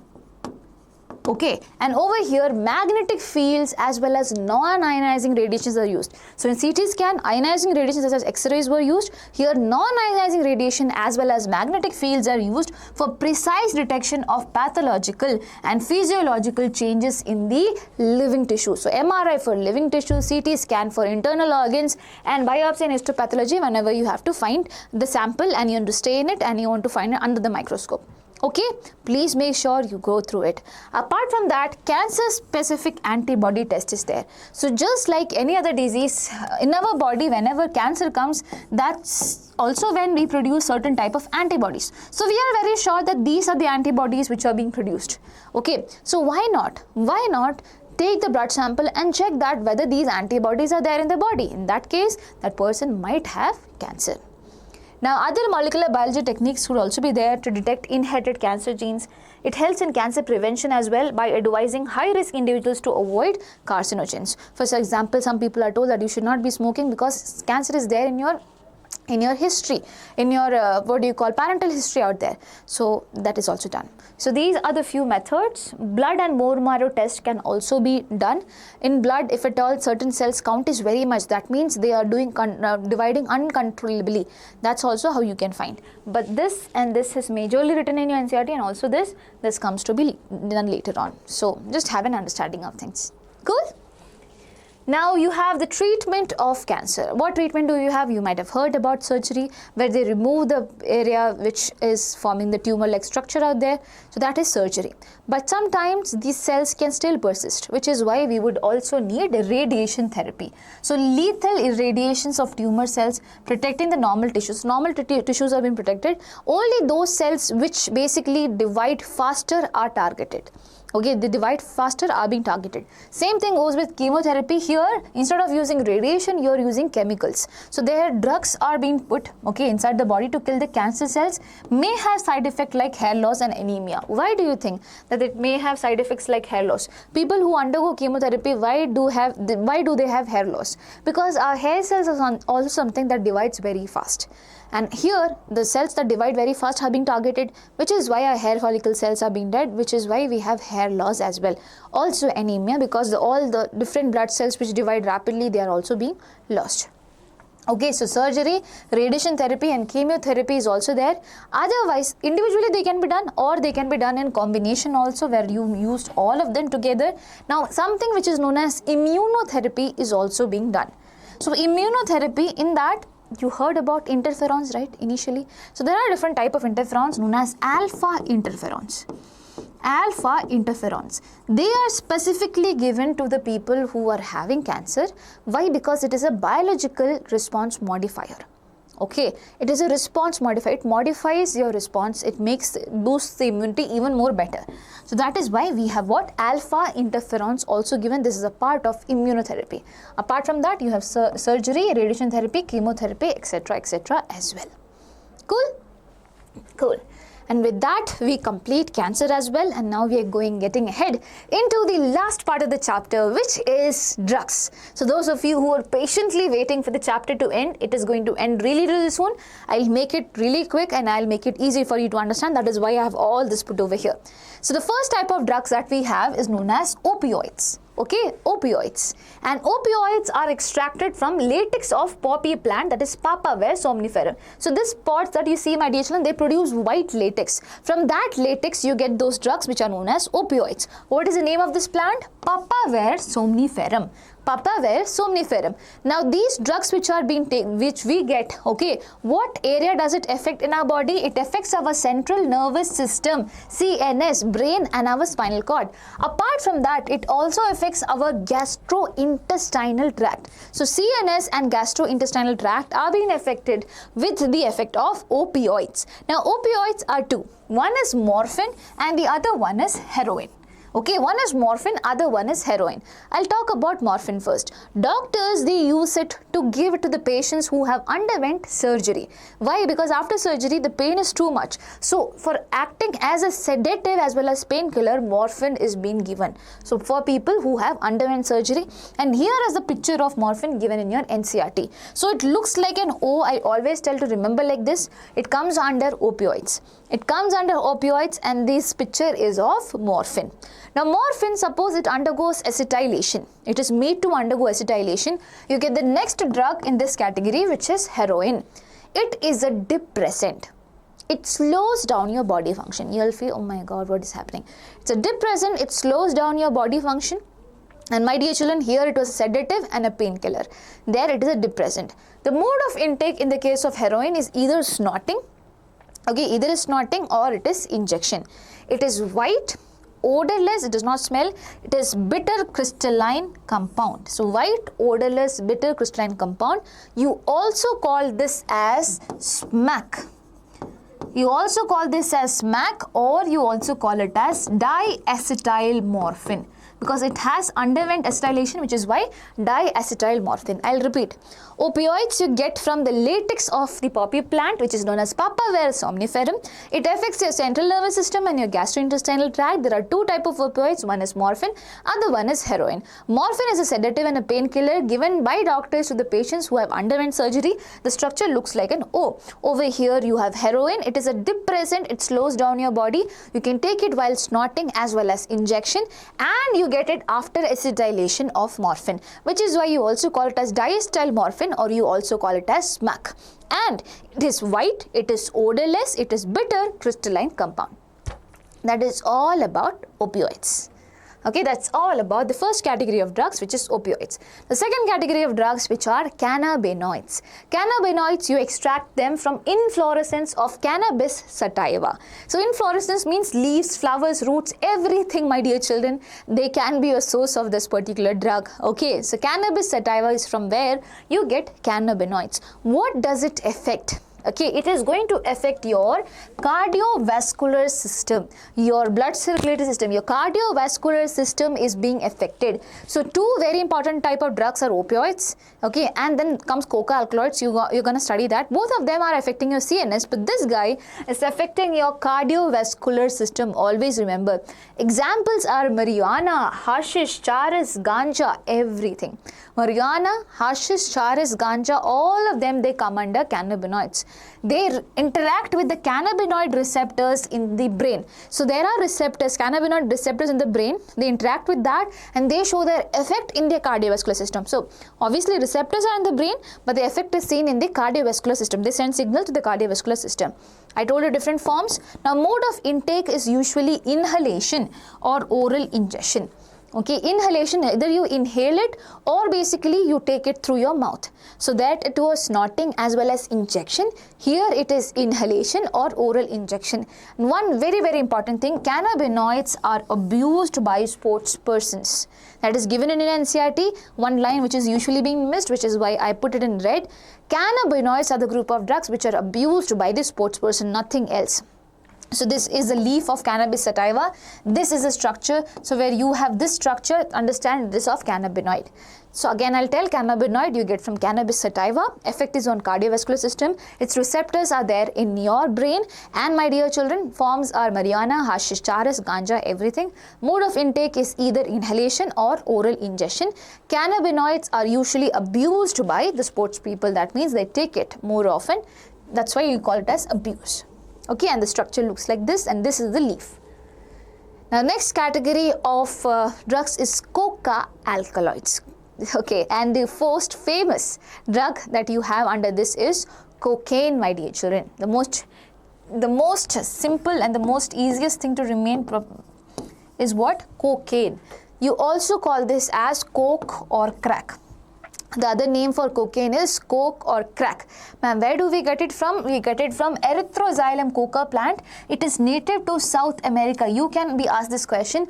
There is a drug which is native to South America. Name it. It is what? Cocaine. Okay, it is extracted from Erythroxylum coca. It is also known as coke or crack.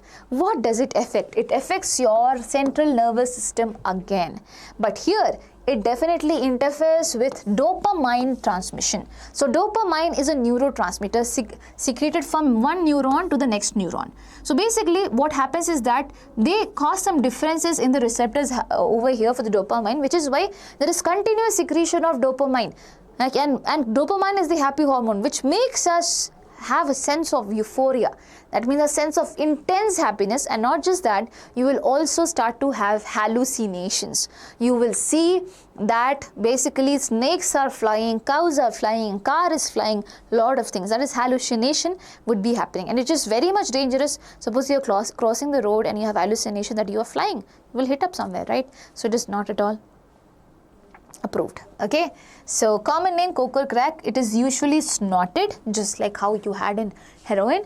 It affects stimulant, increases euphoria and energy. High doses can cause what? Hallucination. Usually it leads to euphoria. High doses can also lead to hallucination, and it is native to South America. Please do not forget it. And if at all you're getting this question, are there some other plants also which leads to hallucinogenic properties? The answer is yes. You have two more other plants. One is Atropa belladonna and the other one is Datura. Atropa belladonna and the other one is Datura. Here is the picture of Datura also given. Okay, the coupled structure, it is of Datura. Atropa belladonna, Datura and coca alkaloids. Okay, the coca alkaloids that we just studied, they are all having hallucinogenic properties out there. Done? Cool. Fine.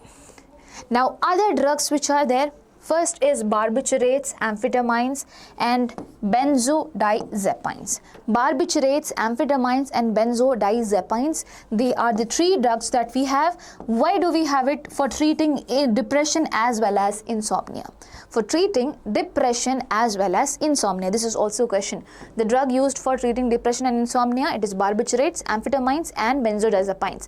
BAB. Okay, BAB, benzodiazepines, barbiturates, amphetamines, benzodiazepines. Cool. So we studied about opioids, we studied about cannabinoids, we studied about coca alkaloids, we also studied about other hallucinogenic plants, and we are now studying about other drugs. First category is this. Second category is nicotine.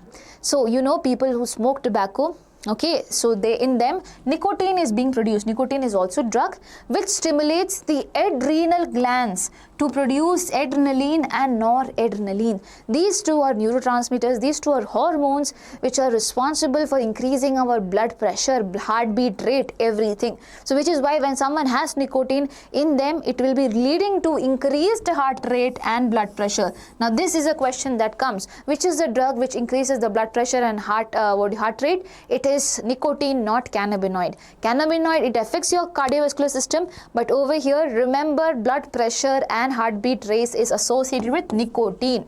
Now health risk of smoking can lead to cancer such as lung, throat, urinary bladder, respiratory diseases such as bronchitis, emphysema, and also heart diseases such as coronary heart diseases and gastric ulcers also. So many diseases can be caused because of this. Health risk of tobacco chewing, increased risk of oral cavity cancer. And I know I have my brother who is a maxillofacial surgeon, who is an oncologist, and he have seen so many patients coming with oral cancer. It's so dangerous.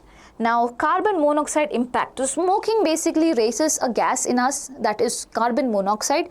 And you know what? Carbon monoxide has, whenever hemoglobin is there, and CO is there, CO will be binding with hemoglobin. That means where will oxygen go? Oxygen will not have place to bind, which is why the level of oxygen goes down in these bodies. So smoking raises CO in blood, and CO reduces HbO2 bonding. Oxygen deficiency is found in tissues in this particular case. But here in nicotine, the best and the most important thing that you need to remember is increased heart rate and increased blood pressure. Works? I hope it works. Now, example of a question is there, which among the following plants is a source of drug which is native to America? Papaver somniferum, Erythroxylum coca, cannabis sativa, Atropa belladonna. It is Erythroxylum coca. It came in 2021 in KCET examination. Okay. Now, drug and alcohol abuse. With this, we are going to complete the chapter, my dear children. So, alcohol use in adolescence can lead to heavy drinking in adulthood. Chronic drug and alcohol use can lead to damages in your nervous system as well as your liver. Liver cirrhosis, you might have heard of that. And during pregnancy, it harms the fetus as well. There is misuse in sports, my dear children. People use analgesics as in painkillers, narcotic analgesics. They use anabolic steroids. They use diuretics. They use hormones to enhance their performance. And here you have some side effects of these anabolic steroids that is being used. For females it is different, for males it is different. In the case of females, you will have masculinization. That means you have a masculine body. You will have mood swings. You will have depression, irregular periods, and excessive hair and deep voice. Just like boys, excessive hair will be there will be deep voice, and there will be masculinization. There will be mood swings, there will be depression as well as irregular periods in the case of females. What about males? Males will start having acne. They will also have mood swings. They will also have depression. There will be reduced testicle size. The testicle size will be reduced. There will be low sperm count in them. There will be baldness and prostate issue as well. Okay. Mood swing, depression common to both. Reduced testicle size over here, low sperm count because reduced testicle size is there. There will be baldness as well, and there will be prostate issues as well. Over here it's ulta. Now adolescents will be having severe acne, stunted growth, premature bone closure will be there. Stunted growth will also be there in the people who basically use anabolic steroids or the different type of drugs. And with this, we end the whole chapter. I hope every bit of this chapter is understood, and if at all you have any doubts, let me know. Okay? So there's a question. One of the side effects of the use of anabolic steroids in females is cirrhosis of liver, loss of memory, masculinization, hallucination. We just studied it is masculinization.